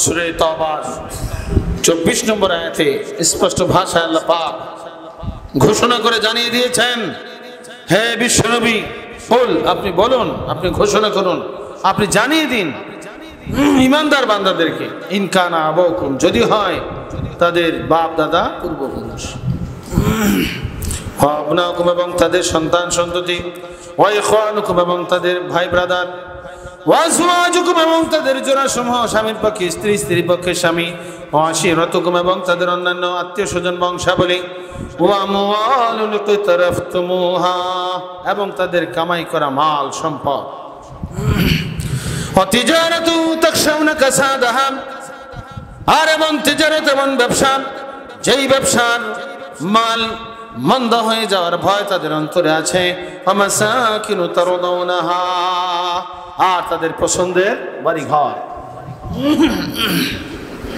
এই 8টা জিনিসের কথা আল্লাহ পাক উল্লেখ করে বলতেছেন, যদি হয় একটা জিনিস আহাব্বা ইলাইকুম, তোমাদের কাছে অধিক মহব্বতের, মিনাল্লাহ, আল্লাহ বলেন আমি আল্লাহর চাইতে, ওয়া রাসূলিহি, এবং তার রাসূলের চাইতে, ওয়া জিহাদিন ফি সাবিলিহি, এবং আল্লাহর পথে জিহাদ অর্থাৎ আল্লাহর পথে পূর্ণাঙ্গ দিন জারি কায়েমের জন্য চেষ্টা সাধনা করা। এই তিন জিনিসের চাইতে যদি আটের মহব্বত বেশি হয়ে যায় তাহলে আল্লাহ পাক তিনটা ধমক দিয়েছেন।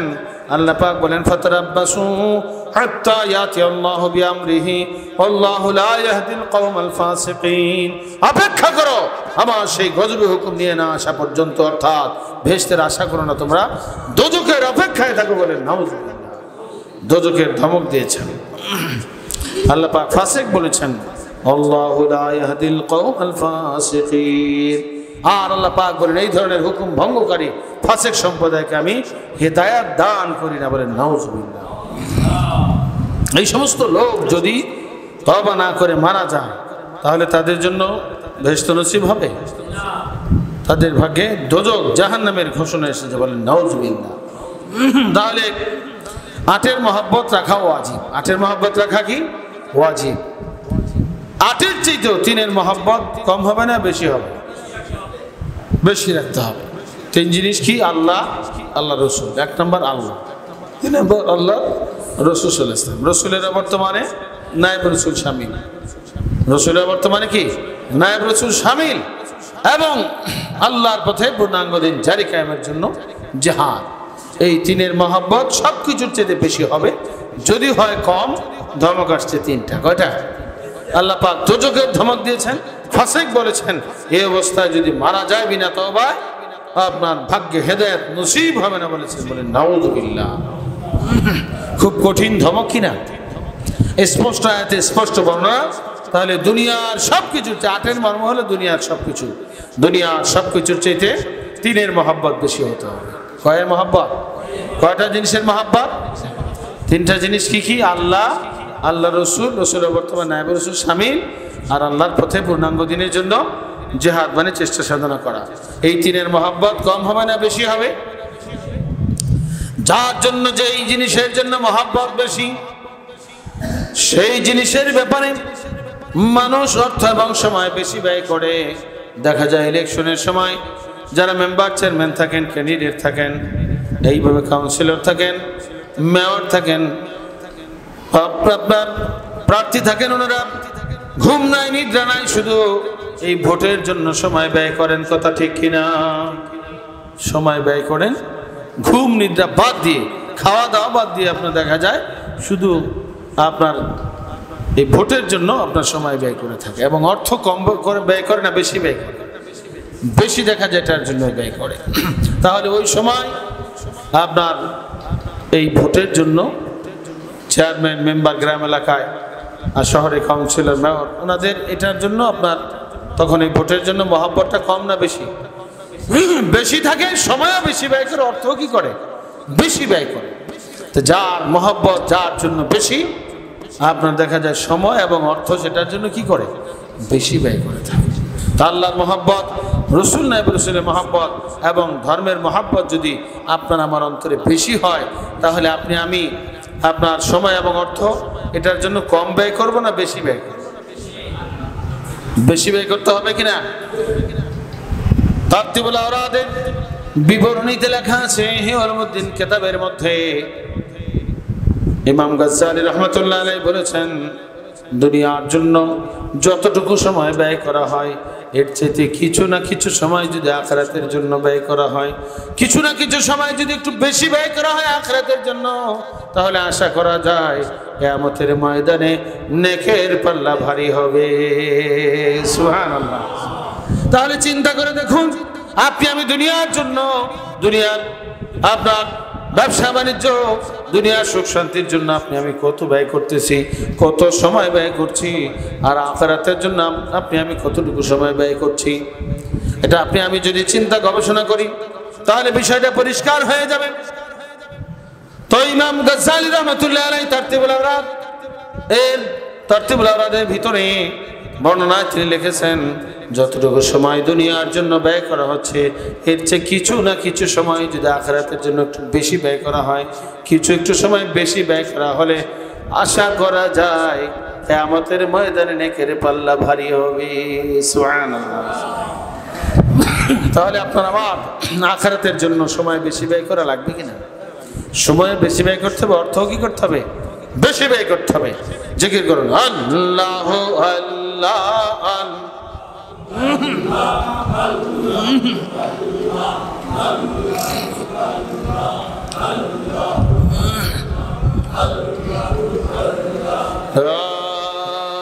ইলাহা ইল্লাল্লাহু মুহাম্মাদুর রাসূলুল্লাহ সাল্লাল্লাহু আলাইহি ওয়াসাল্লাম। তো মোহতারাম হাজিরিন, আল্লাহ দ্বীন দুনিয়ার বুকে জারি কায়েমের জন্য সম্মুখে আসতেছে 14, 15, 16 নভেম্বর। একটু আগে আপনারা বিজ্ঞাপন পেয়েছেন, অনেকেই পেয়েছেন, অনেকে আপনার বিজ্ঞাপন পেয়েছেন। আপনার 2 পাতা 4 পৃষ্ঠার বিজ্ঞাপন, এবার আসছে 1 পাতা 2 পৃষ্ঠা। এই বিজ্ঞাপনের প্রথম পৃষ্ঠায় আপনার মাহফিলের তারিখ এবং মাহফিলে যোগদান করার বিশেষ আহ্বান। দ্বিতীয় পৃষ্ঠার শুরুতে বিশেষ জরুরি সংবাদ, শরীয়তে জায়েরা ফিকহের ন্যায় আবশ্যক পরিমাণ ইলমে তাসাউফ অন্তঃশুদ্ধির বিদ্যা শিক্ষা করাও প্রত্যেক মুসলমান নরনারীর উপর ফরজ হয়। ইলমে তাসাউফ শিক্ষা করা নফল না ফরজ? স্লোগান হবে ইলমে তাসাউফ শিক্ষা করা, নারে তাকবীর, ইলমে কলব শিক্ষা করা, ইলমে তাসাউফ শিক্ষা করা। অতএব এই ফরজ আইনের সংবাদ পাওয়ার পরেও যারা ইলমে তাসাউফ শিক্ষা করবে না এবং আমল করবে না, তাদের জীবনের নামাজ রোজাগণ সমস্ত আমল বন্দেগী ধ্বংস এবং বরবাদ হয়ে যাবে। বলে নাউজুবিল্লাহ। ইলমে তাসাউফের সংবাদ পাওয়ার পরে যারা শিখবে না, আমল করবে না, তাদের জীবনে আমল বন্দেগী থাকবে না, ধ্বংস হয়ে যাবে। নামাজ রোজা ঠিক থাকবে না, সব ধ্বংস হবে। ধ্বংস হবে এটা মৌখিক দাবি নয়, বরং কোরআন হাদিসের স্পষ্ট মর্ম কথা। মহাজরুরি আহ্বান কাজেই 1 নম্বরে বর্ণিত ফরজ আইন ইলম হাসিল করার মহান উদ্দেশ্যে মির্জাপুরে বর্ণিত মাহফিলে দলে দলে যোগদান করুন। 2 নম্বরে পূর্ণাঙ্গ দিন বিশেষত ইলমে তাসাউফের বিশ্ববিধান কল্পী সাহাবায়ে কিরামগণের তরিকায় জামানার হাদি বানায় রাসূলকে জানে ও মালে সাহায্য সহযোগিতা এবং মালি বন্দেগী করিয়া দোজখের ভীষণ আযাব থেকে মুক্তি এবং বেহেশতে আল্লাহ পাকের দিদার হাসিল করার, দিদার লাভের সম্বল সংগ্রহ করুন। আল্লাহ পাক তৌফিক দান করুন, সকলে বলুন আল্লাহুম্মা আমিন। তাহলে আল্লাহ ধর্মের জন্য, পূর্ণাঙ্গ দিন জারি কায়েমের জন্য সাহাবায়ে কিরামগণের তরিকায় জান মাল দিয়া যুগের হাদি নায়েব রাসূলের হাতকে শক্তিশালী করার জন্য আমরা চেষ্টা সাধনা সাহায্য সহযোগিতা করতে আমরা সবাই রাজি আছি কিনা? ইনশাআল্লাহ। কারা কারা রাজি আছে একটু হাত তুলে দেখাই। আল্লাহ পাক তৌফিক দান করুন, সকলে বলুন আল্লাহুম্মা আমিন। তো মুহতারাম হাজিরিন, ধর্ম সরকারেরা ধর্ম বিস্তার এবং ধর্ম রক্ষা করিয়া রাখতে সক্ষম হচ্ছেন না কি জন্য, এবং উক্ত বিরাট কাজের জন্য কি পরিমাণ টাকার প্রয়োজন, উহার সংক্ষিপ্ত বর্ণনা। প্রশ্ন, আল্লাহর মাখলুকাতের ভিতরে মানুষ সর্বশ্রেষ্ঠ জীব। এই মানুষের জন্য 2 দল সরকারের দরকার। এই জগতের শান্তির জন্য রাজ সরকার, আর পরজগতের শান্তির জন্য ধর্ম সরকার। এই ক্ষেত্রে রাজ সরকারের রাজ্যের উন্নতি এবং রাজ্য রক্ষা করিয়া মানুষকে শান্তি দান করতেছে, আর ধর্ম সরকারেরা ধর্ম বিস্তার এবং ধর্ম রক্ষা করিয়া রাখার জন্য রাখিতে সক্ষম হইতেছে না কি জন্য? উত্তর, রাজ সরকারদের রাজ্যের উন্নতি এবং রাজ্য রক্ষা করে রাখতে অসংখ্য টাকার দরকার।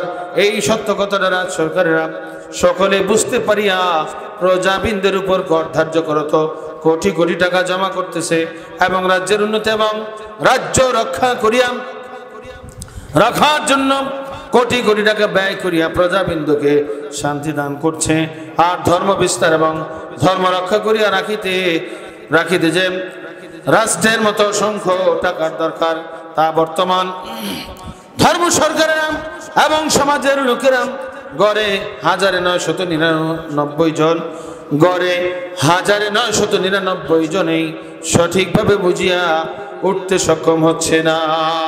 বিধায় ধর্মীয় কোটি কোটি টাকার ফান্ড কায়েম হচ্ছে না। ইহা এক মৌলিক কারণ, যে কারণে সঠিক হাদি বা নায়েব রাসূলগণ ধর্ম বিস্তার এবং ধর্ম রক্ষা কোনোটাই করিয়া উঠিতে পারছেন না। বিশেষ দ্রষ্টব্য, প্রয়োজনের ভিত্তিতে এবং কার্য সম্পাদনের সুবিধার জন্য দুই দল সরকারের ব্যবস্থা গ্রহণ করা যে সম্পূর্ণ জায়েজ এবং বিধান মুআফিক, ইহার প্রমাণ বা দলিল কোরআন শরীফের সূরা বাকারার 32 নম্বর রুকুতে এবং ইহয়া উলুমুদ্দিন সহ বহু মান্যবর কিতাবে আছে। প্রকাশক দুই দল সরকারের কথা কোরআন শরীফের সূরাতুল বাকারার 32 নম্বর রুকুর বর্ণনার মধ্যে আছে, আর ইহয়ার মধ্যে সহ অসংখ্য কিতাবে আছে। রাষ্ট্রের উন্নতির জন্য রাষ্ট্র সরকার, আর ধর্মের উন্নতির জন্য ধর্ম সরকার। আপনার এইভাবে অসংখ্য অগণিত বর্ণনা কিতাবের ভিতরে আছে।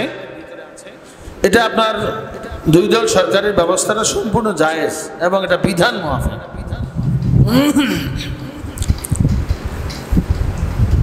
তো বর্তমানে এবং পৃথিবীর বিভিন্ন রাষ্ট্রে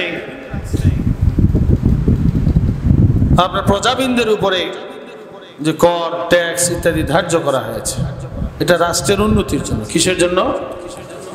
রাজ্য পরিচালনা রাষ্ট্রের উন্নতির জন্য প্রজাদের কাছ থেকে কর, ট্যাক্স ইত্যাদি ধার্য করে এগুলো আদায় করা হচ্ছে।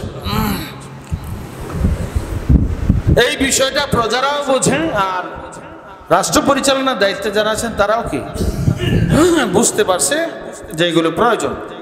অন্যথায় আপনার মহারাজার পক্ষেও যদি অন্য কোনো দিক থেকে ব্যবস্থা না থাকে, রাজ ভান্ডারের দ্বারা রাষ্ট্র পরিচালনা করা কি কোনোভাবেই সম্ভব যদি প্রজাদের সাহায্য না থাকে? এটা কখনো সম্ভব নয়। তবে যে সমস্ত রাষ্ট্রে খনি আছে, বিভিন্ন আপনার আয়ের ব্যবস্থা আছে, সেটা ভিন্ন। তারপরেও দেখা যায় সৌদি আরবের মতো রাষ্ট্রে বর্তমানে ট্যাক্স, কর ইত্যাদি অনেক কিছু ধার্য করা হয়েছে। তো মুজাদ্দিদ আজম রহমতুল্লাহ আলাইহি তিনি যে কিতাবের ভেতরে লিখেছেন যে প্রজাদেরকে শান্তি দান করার জন্য, রাজ্যের উন্নতির জন্য, রাজ্য সুন্দর করে পরিচালনা করার জন্য প্রজাবিন্দের উপরে কর ধার্য করা হয়েছে, ট্যাক্স, কর ইত্যাদি। আমরা তো অনেকে জানিও না। আমরা যে পোশাক পরি এটার উপরে ট্যাক্স আছে কিনা, আমরা যে খানাপিনা করি প্রত্যেকটা বিষয়ের উপরে ট্যাক্স আছে। এগুলো ট্যাক্স অটোমেটিক চলে যাচ্ছে, মোবাইল করতেছে, এটারও কি আছে সরকারি ট্যাক্স, সরকারি ফান্ডে চলে যাচ্ছে। তো এইভাবে প্রজাদের থেকে ট্যাক্স নেওয়া হচ্ছে। কিন্তু ধর্মের জন্য যে আপনার মাল খরচের প্রয়োজন এবং ধর্ম সরকার অর্থাৎ যুগের হাদি বা নায়েব রাসূল যারা রয়েছেন, তারা যে দিন প্রচার জারি কায়েম করতে আপনার রাষ্ট্র সরকারের মতো বা রাজ্যের মতো যে কোটি কোটি টাকার ফান্ড দরকার, এই বিষয়টা এখানে লেখা আছে যে 1999 জন সঠিকভাবে বোঝেন। 1999 জন সঠিকভাবে কি বোঝে না, যার জন্য আজকে ধর্মের এই করুণ অবস্থা। অথচ কোরআন শরীফে ধর্ম বিস্তার, ধর্ম রক্ষার জন্য মুসলমান সমাজকে যে মাল খরচ করতে হবে এই ব্যাপারে অনেক অনেক আয়াত, অনেক অনেক বর্ণনা এসেছে। ধর্ম বিস্তার এবং ধর্ম রক্ষা করে রাখার জন্য কোরআন মজিদের 3 পারায় সূরাতুল বাকারার 254 নম্বর আয়াত আল্লাহ তাআলা ইরশাদ করেছেন, আউযু বিল্লাহি মিনাশ শাইতানির রাজীম, বিসমিল্লাহির রহমানির রহিম, ইয়া আইয়ুহাল্লাযীনা আমানু আনফিকু মিম্মা রাযাকনাকুম من قبل أن يأتي يوم لا بيع فيه ولا خلة ولا شفاعة والكافرون هم الظالمون। মূলত কোরআন মাজিদের সূরাতুল বাকারা আল্লাহ তাআলা আদেশ করছেন, হে ঈমানদার বান্দাগণ, তোমরা আমার প্রদত্ত মাল হতে উক্ত দিন সমাগত হওয়ার পূর্বে খরচ করো। যেই দিবস ক্রয় বিক্রয় থাকবে না, পরস্পর দুস্তি এবং সাহায্য সুপারিশ থাকবে না। মানুষ স্বীয় মুক্তির চিন্তা স্থির থাকবে। যাহারা এই আদেশ অমান্য করবে তাহারা জানেন শ্রেণীভুক্ত হইয়া দোজখে পতিত হবে। বলেন নাউযুবিল্লাহ। বর্ণিত আয়াতের মর্মে পরিষ্কার বোঝা যায় প্রত্যেক ইমানদার ব্যক্তির স্বীয় মুক্তির লক্ষ্যে কিয়ামত দিবস পর্যন্ত ধর্ম বিস্তার এবং ধর্ম রক্ষার উদ্দেশ্যে মাল খরচের ব্যবস্থার জন্য সাধ্য অনুযায়ী সর্বাত্মক চেষ্টা সাধনা করে যেতে হবে। এই আদেশ অমান্য এবং বখিলি করলে জালেম শ্রেণীভুক্ত হইয়া দোজখে পতিত হতে হবে। নাউযুবিল্লাহ।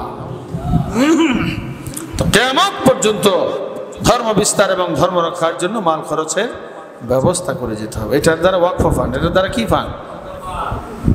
আজকে যেই প্রতিষ্ঠানে তেজগাঁও তাসব মাদ্রাসা এবং তাসব জামে মসজিদে আমরা মাসিক মাহফিলে হাজির হতে পেরেছি, আমরা আলোচনা করছি এবং আলোচনা শ্রবণ করতে পারছি, এটার একটা বড় উসিলা হচ্ছেন জনাব মরহুম মাস্টার সুলতান আহমদ সাহেব। উনি এবং ওনার সহধর্মিনী পাশেই নিকটস্থ কবরস্থানে শায়িত অবস্থায় রয়েছেন।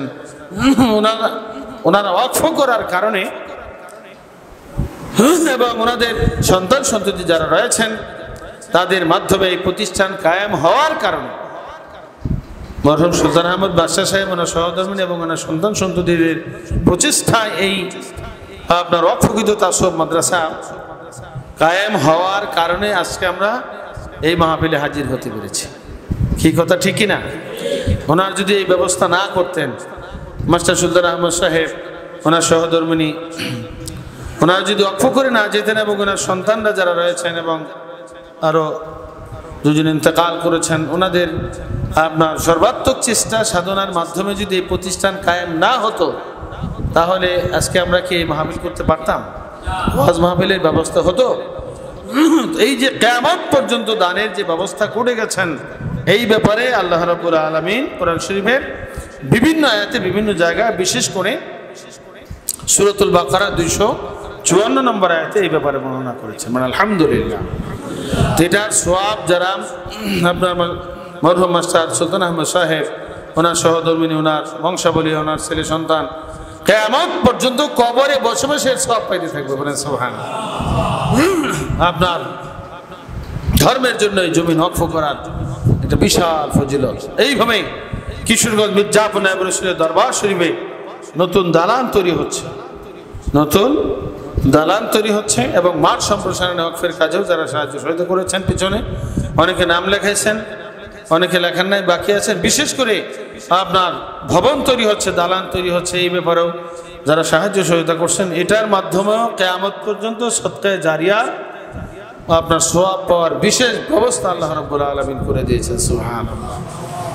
তো এই ব্যাপারে বিজ্ঞাপনে নায়েব রাসূল লিখে দিয়েছেন, এখন বর্তমানে টাকার অভাবে দালানের কার্যক্রম বন্ধ আছে, আর এদিকে 25 লক্ষের উপরে আপনার ঋণ কর্য করে দোতলার ছাদ দেওয়া হয়েছে। প্রথম তলার ছাদ হয়েছে, এরপর দ্বিতীয় তলার ছাদটা পুরোটাই কি ঋণ কর্যের মাধ্যমে হয়েছে। আপনার যারা লিস্টিতে নাম লেখাইছেন এখনো প্রায় আপনার 30-40 লক্ষ টাকা বাকি আপনার নাম লেখাইছেন, কিন্তু টাকা পরিশোধ হয়নি। তারা দ্রুত পরিশোধ করে দেওয়ার চেষ্টা করতে হবে। তো এটার মাধ্যমে কিয়ামত পর্যন্ত সদকায়ে জারিয়ার একটা সওয়াবের ব্যবস্থা। বলেন আলহামদুলিল্লাহ। আপনি আমি চলে যাব, এর সব কবরে বসে বসে আমরা কি পাইতে থাকবো। তো কোরআন শরীফের আয়াত এবং হাদিসের মধ্যে এইসব বর্ণনা, এই ব্যাপারে বর্ণনা এসেছে। এরপরে আউযু বিল্লাহি মিনাশ শাইতানির রাজীম, বিসমিল্লাহির রহমানির রহিম। ইয়া আইয়ুহাল্লাযীনা আমানু আনফিকু মিন তাইয়্যিবাতি মা কাসাবতুম ওয়া মিম্মা আখরাজনা লাকুম মিনাল আরদ ওয়া লা তায়াম্মামুল খাবিসা মিনহু তুনফিকুন।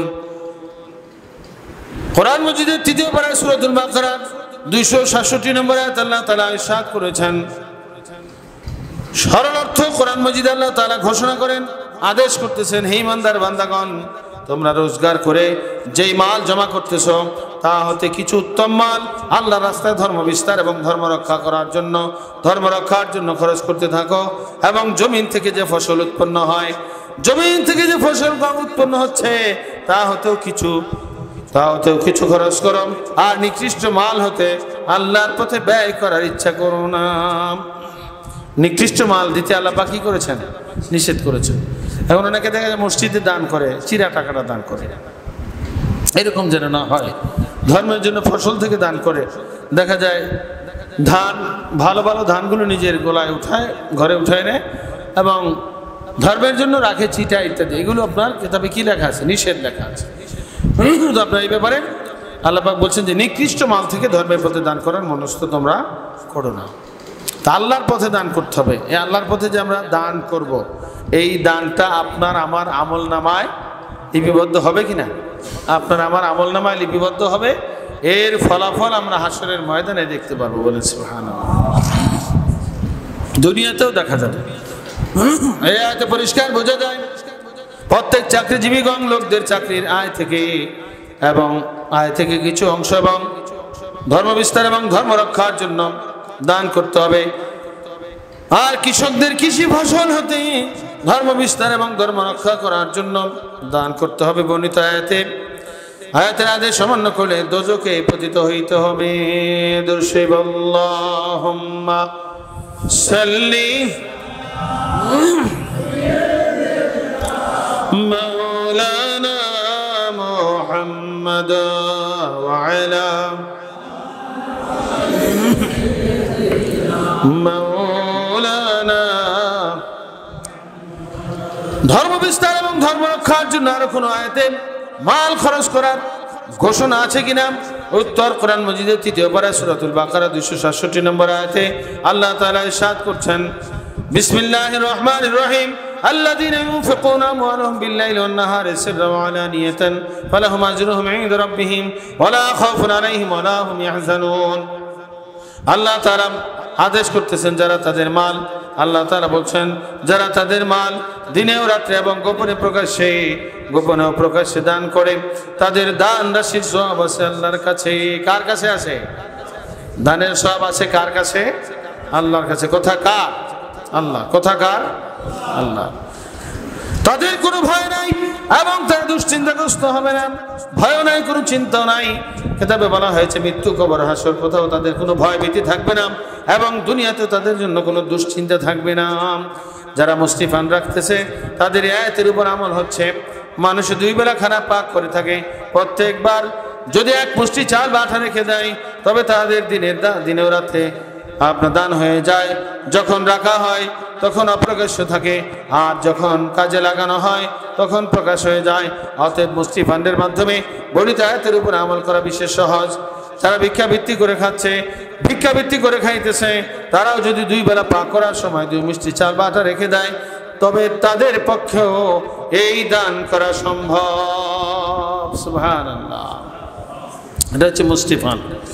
বিসমিল্লাহির রহমানির রহিম, মান যাল্লাযী ইয়াকরিদুল্লাহ কারদান হাসানা ফায়ুদাইফাহু লাহু আদআফান কাসীরা। ধর্ম রক্ষার জন্য মুসলমানদের আল্লাহ তাআলা বলছেন কে আছে আল্লাহকে কর্জে হাসানা দিতে পারে? যেই ব্যক্তি আল্লাহকে কর্জে হাসানা দিবে, যে ব্যক্তি আল্লাহকে কর্জে হাসানা দিবে তাকে ডবল সওয়াব দেওয়া হবে। এই আয়াতের মর্মে পরিষ্কার বোঝা যায় যখন ধর্মের উপর আক্রমণ আসবে এবং যখন ধর্মের উপর আক্রমণ আসবে তখন উক্ত আক্রমণ প্রতিরোধ করার জন্য অসংখ্য টাকা মালের দরকার। সেই জন্য আল্লাহ তাআলা নিজের নামে কর্জে হাসানা চাইতেছেন। অতএব জামানার নায়েব রাসূলকে যেভাবে আম তাবলীগের সাহায্যার্থে তাবলীগের হুকম হিসেবে টাকা মাল দান করা অপরিহার্য মহাজরুরি, ঠিক তদ্রূপভাবে ধর্মের প্রতি আক্রমণ প্রতিরোধ করার জন্য নায়েব রাসূলকে যুদ্ধ ফান্ডের মাল প্রদান করাও সকলের উপর অপরিহার্য মহা জরুরি। বর্তমানে আমাদের কিতাব, কলম, যুদ্ধ, বাক যুদ্ধ, কিতাব, বিজ্ঞাপন ইত্যাদি ছাপানো এবং কলম, বাক যুদ্ধ। বর্তমানে একটা করে যদি বিজ্ঞাপন সারা বাংলাদেশে 18 কোটি মানুষের কাছে পৌঁছে দিতে হয় তাহলে 18 কোটি বিজ্ঞাপন লাগে কিনা? এক মাহফিলের দাওয়াত পৌঁছাইতে দেখা যায় 18 কোটি বিজ্ঞাপন। 1 টাকা খরচ হলে 18 কোটি বিজ্ঞাপন ছাপাইতে কত টাকা লাগে? 18 কোটি লাগে কিনা? 18 কোটি টাকার প্রয়োজন বিজ্ঞাপন, আর বই পুস্তক তো আছেই, আবার পৌঁছানোর আলাদা খরচ আছে না? তো ধর্ম প্রচার জারি কায়েমের জন্য মাল খরচ লাগবে কিনা? মালি বন্দেগীর প্রয়োজন আছে কিনা? এবং অসংখ্য আয়াত আল্লাহ পাক এই ব্যাপারে বর্ণনা করেছেন। আর এই সাহায্যটা আসবে মুসলমান সমাজ থেকে।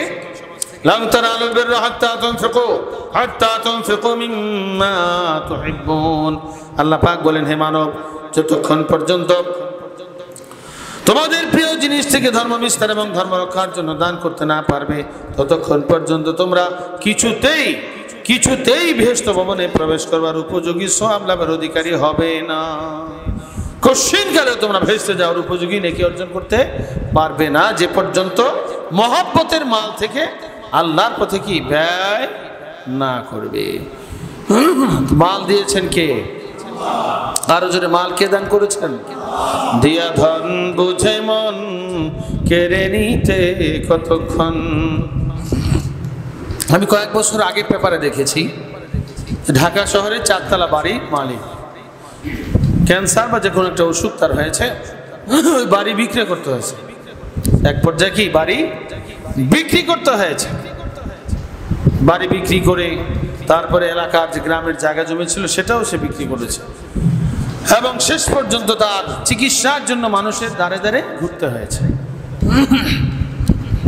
আল্লাহ রাব্বুল আলামিন দুনিয়াতে অনেক উদাহরণ দেখান যে দিয়া ধন বুঝে মন কেড়ে নিতে কতক্ষণ। এইভাবে হাদিস শরীফের মধ্যে এসেছে, বনি ইসরাইলদের মধ্যে 3 ব্যক্তি ছিল। কয় ব্যক্তি? 3 ব্যক্তি ছিল। 3 ব্যক্তিকে পরীক্ষা করার জন্য আল্লাহ রাব্বুল আলামিন একজন ফেরেশতা পাঠাইলেন। 3 ব্যক্তির ভিতরে এক ব্যক্তি ছিলেন কুষ্ঠরোগী। এক ব্যক্তি কি? কুষ্ঠরোগী, দমন রোগ, কুষ্ঠরোগ।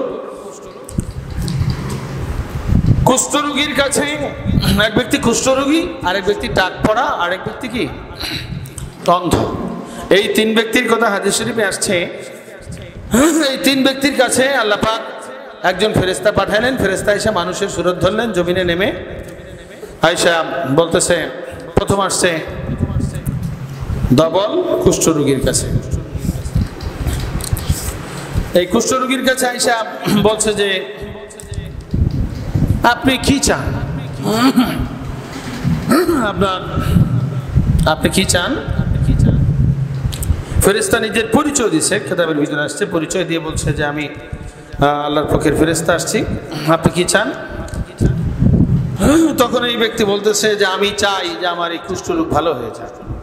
তখন ফেরেশতা আল্লাহর দরবারে হাত উঠান, আল্লাহ তুমি এই ব্যক্তির কুষ্ঠরোগ ভালো করে দাও। আল্লাহ পাকের অশেষ মেহেরবানিতে সঙ্গে সঙ্গে কুষ্ঠরোগ কি হয়ে গেল? ভালো হয়ে গেল। এরপরে আল্লাহর ফেরেশতা বললেন যে এইবার আপনি কি চান? দ্বিতীয়বার সে বলতেছে যে আমি একটা উটনি চাই, যে উটনি লালন পালন করে এর বাচ্চা পেলে আমি একটা বিশাল একটা খামার করতে পারবো, এর মাধ্যমে বংশ বিস্তার হলে আমারও এটা উপকার হবে, এর মাধ্যমে আমার সংসার পরিবার পরিজন এবং আমার ব্যবসা বাণিজ্য ইত্যাদি চলবে। বিশেষ করে আরব দেশে গরু, ছাগল, উট, ছাগল, ভেড়া, দুম্বা ইত্যাদি এটা হচ্ছে ব্যবসার একটা উপকরণ। বিশেষ করে তখনকার যুগে আল্লাহর কাছে এই ফেরেশতা দোয়া করলেন যে আল্লাহ তুমি তাকে একটা উটনি দাও, একটা গর্ভবতী উটনি আল্লাহ পাক দিলেন এবং তার কাছে দিয়া বরকতের জন্য দোয়া করে দিলেন। বরকতের জন্য কি করলেন? দোয়া করলেন। ফেরেশতা চলে গেলেন সামনে যে টাক পড়া ছিল তার কাছে। বনী ইসরাইলদের মধ্যে টাক পড়া ব্যক্তি তার কাছে গেলেন, যাওয়ার পরে বললেন যে হে আল্লাহর বান্দা আপনি কি চান? সে বলল আমি চাই আমার মাথায় চুল উঠুক।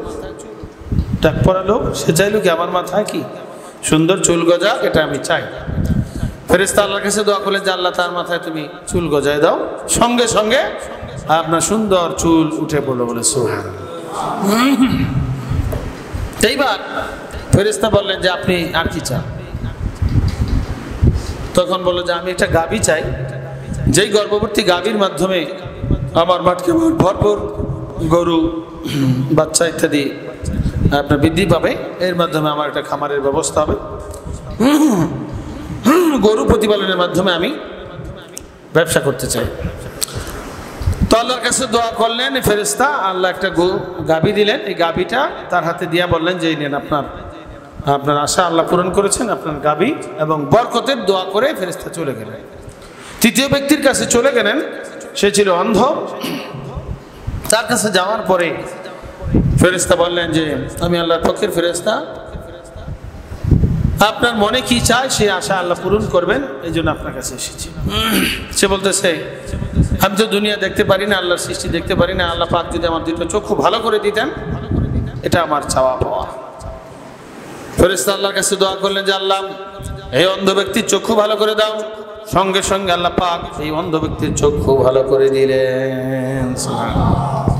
এইবার ফেরেশতা বললেন আপনি কি চান, আপনি আর কি চান? তখন এই অন্ধ ব্যক্তি বলতেছে আল্লাহ পাক আমাকে চক্ষু দান করেছেন, আলহামদুলিল্লাহ। আমি চাই একটা গাভীন, একটা বকরি হইলে এর মাধ্যমে আমার অনেক বংশ বিস্তার হবে, বকরির পাল হবে, এটার দ্বারা আমার সংসার চলা এবং আমার ব্যবসা বাণিজ্য ইত্যাদি সবকিছু আমার জন্য সহজ হয়ে যাবে। আল্লাহর কাছে দোয়া করলেন ফেরেশতা, হে পরওয়ারদিগার, তার জন্য একটা গাভীন বকরির ব্যবস্থা করে দাও। আল্লাহ রাব্বুল আলামিন একটা গাভীন বকরির ব্যবস্থা করে দিলেন। এই বকরিটা তার হাতে ধরাইয়া দেয়া ফেরেশতা আল্লাহ রাব্বুল আলামিনের কাছে বরকতের জন্য দোয়া করে চলে গেলেন। কিছুদিন পর এই উট, যাকে উট দিয়েছিলেন, উটের বাচ্চা হলো এবং মাঠকে মাঠ ভরপুর উটে পরিণত হয়ে গেল, বিশাল উটের পাল হয়ে গেল। বলে সুবহানাল্লাহ। এইভাবে একই অবস্থা হলো গাভীওয়ালার, মাঠকে মাঠ ভরপুর গাভী বাচ্চা দিল, এর থেকে মাঠকে মাঠ ভরপুর গরু আপনার ভরপুর হয়ে গেল। গরু বিশাল আকারের, তার দলে দলে আপনার তার অনেক গরু ইত্যাদি হয়ে গেল, অর্থাৎ গাভী ষাঁড় ইত্যাদি ভরপুর হয়ে গেল, মাঠকে মাঠ ভরপুর। আল্লাহ পাক বরকত দিয়েছেন। ছাগলেরও একই অবস্থা, মাঠকে মাঠ ভরপুর ছাগলের বাচ্চা ইত্যাদিতে পরিণত হলো। কিছুদিন যাওয়ার পরে তাদের এই বিশাল ব্যবসা বিশাল আকার ধারণ করলো। আল্লাহর পক্ষে এই ফেরেশতা পুনরায় মানুষের সুরত ধারণ করে তাদেরকে পরীক্ষা করার জন্য জমিনে আসলেন, মানুষের সুরত ধারণ করলেন।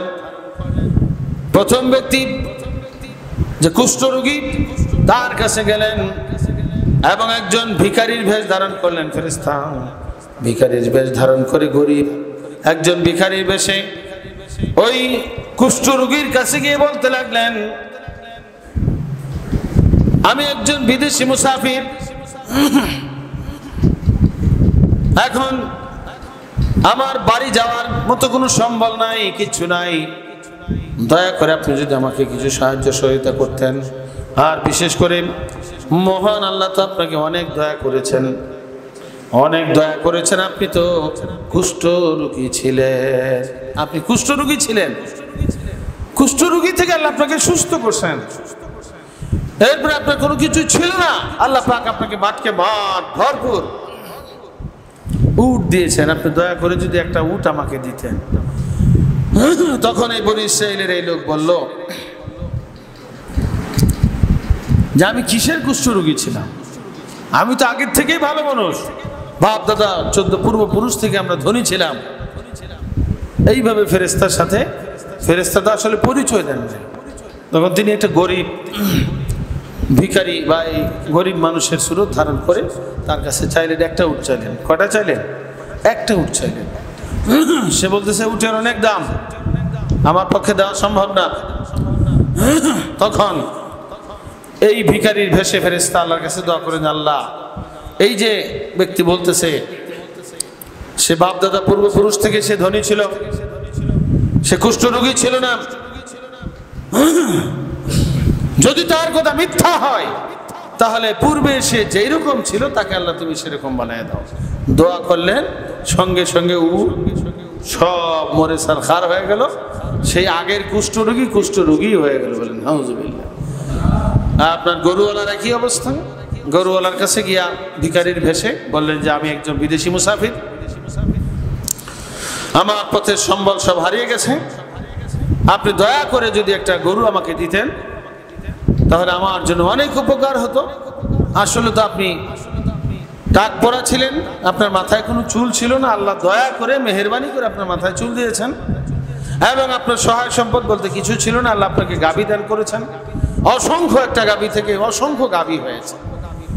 সে একই কথা যে আমি বাপদাদা পূর্বপুরুষ বহু আগ থেকেই তো আমি অনেক ধরি, আমি তো গরিব ছিলাম না, আর আমার মাথা টাক করা ছিল। সে নেয়ামতের না শুকরি করলো। তো ফেরেশতা বললেন, হে পরওয়ারদিগার, এই ব্যক্তির কথা যদি মিথ্যা হয় তাহলে তার আগের যে অবস্থা ছিল সেই অবস্থায় তুমি তাকে ফিরিয়ে দাও।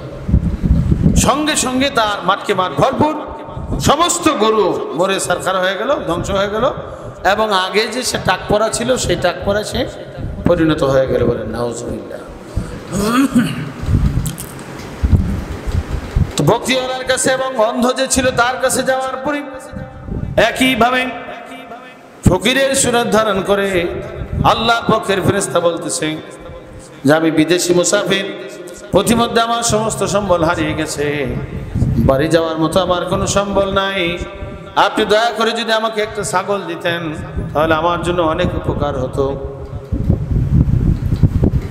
আরো বলতে লাগলেন, আপনি তো অন্ধ ছিলেন, আল্লাহ পাক আপনাকে চক্ষু দান করেছেন, আপনার তো টাকা পয়সা সহায় সম্পদ বলতে কিছু ছিল না, আল্লাহ পাক তো আপনাকে মাঠকে মাঠ ভরপুর ছাগল ইত্যাদি দান করেছেন, দয়া করে মেহেরবানি করে আপনি যদি একটা ছাগল আমাকে দিতেন তাহলে আমার জন্য অনেক উপকার হতো। এই কথা শোনার সঙ্গে সঙ্গে এই অন্ধ ব্যক্তি আল্লাহ পাকের অশেষ মেহেরবানিতে চক্ষু পেয়েছেন এবং মাঠকে মাঠ ভরপুর ছাগল পেয়েছেন। উনি বলতে লাগলেন যে বিদেশি মুসাফির, আপনি একটা কেন দুইটা কেন, আপনার যেই কয়টা মনে চায় সেই কয়টা ছাগল আপনি নিয়ে যান, আপনার যেইগুলো আপনার চয়েস হয়, পছন্দ হয়, আপনি এগুলো নিতে পারেন, এবং আপনি পালের সেরাগুলো নিয়ে যান। আসলে তো আমি অন্ধ ছিলাম, আল্লাহ দয়া করে মেহেরবানি করে আমাকে চক্ষু দিয়েছেন এবং আমার কোনো কিছুই ছিল না, আল্লাহ পাক মাঠে মাঠে ছাগল ইত্যাদি দান করেছে। সুবহানাল্লাহ। তখন আল্লাহর পক্ষের ফেরেশতা পরিচয় দিলেন এবং পূর্বের দুই ব্যক্তির ঘটনা বললেন, উটলার কথা বললেন, টাক পরা যে ছিল, ডবল কুষ্ঠরোগী ছিল তার কথা বললেন, এবং দুজনে উটের কথা এবং গরুর কথা বললেন, তাদের মাল ধ্বংস হয়ে গেছে, তুমি আল্লাহর নিয়ামতের শুকর আদায় করেছো, তোমার মাল নেওয়ার জন্য আমি আসি নাই, আসলে আমি এসেছিলাম আমি একজন ফকিরের বেশে, যদিও আমি ফকিরের বেশে আমি হলাম আল্লাহর ফেরেশতা। সুবহানাল্লাহ। তোমার সমস্ত মাল এইগুলো আরো বরকত হবে, আরো বাড়তে থাকবে। তো এই ঘটনা থেকে আমাদের জন্য শিক্ষা, মাল আল্লাহর বিধান মতো খরচ করলে এবং শুকরিয়া আদায় করলে আল্লাহ পাক মাল বাড়ায় দেন, আর নিয়ামতের না শুকরি করলে মাল আল্লাহ পাক ধ্বংস করে দেন। বলে নাউজুবিল্লাহ। দুনিয়াতে ভুরি ভুরি প্রমাণ আছে, দিয়া ধন বুঝে মন কেড়ে নিতে কতক্ষণ, টাকা পয়সা মাল সম্পদ কে দিয়েছেন? আপনি আমি কি আলমে আরো থেকে নিয়ে আসছিলাম? দুনিয়াতে আসছিলাম সময় আমরা কি কোটি কোটি টাকার মালিক ছিলাম? দুনিয়াতে আইসা তারপরে কেউ হয়তো পিতামাতা তাদের বংশাবলী থেকে আস্তে আস্তে মালিক হয়, কেউ উপার্জন করে নিচে পরিশ্রম করে আপনার উপার্জন করতে হয়। হাত পা চক্ষু গণ এই অঙ্গ প্রত্যঙ্গ উপার্জনের ক্ষমতা কে দিয়েছেন? এইভাবে মাল সম্পদ কে দিয়েছেন? এই মাল আল্লাহর মস্ত বড় নিয়ামত, এই মালকে আল্লাহর বিধান মতো খরচ করতে হবে। মাল আল্লাহর বিধান মতো খরচ করলে মাল বাড়িয়ে দিবেন কে? আর আল্লাহর বিধান মতো মাল খরচ না করলে, এই ঘটনার মাধ্যমে শিক্ষা, মাল ছিনিয়ে নিতে পারেন তিনি কে? এরকম অনেক ঘটনা কিতাবের ভিতরে আছে। তো আসতেছে মির্জাপুরে 3 দিন ব্যাপী মহাসম্মেলন। এই সম্মেলনের বিজ্ঞাপন আপনারা পেয়েছেন।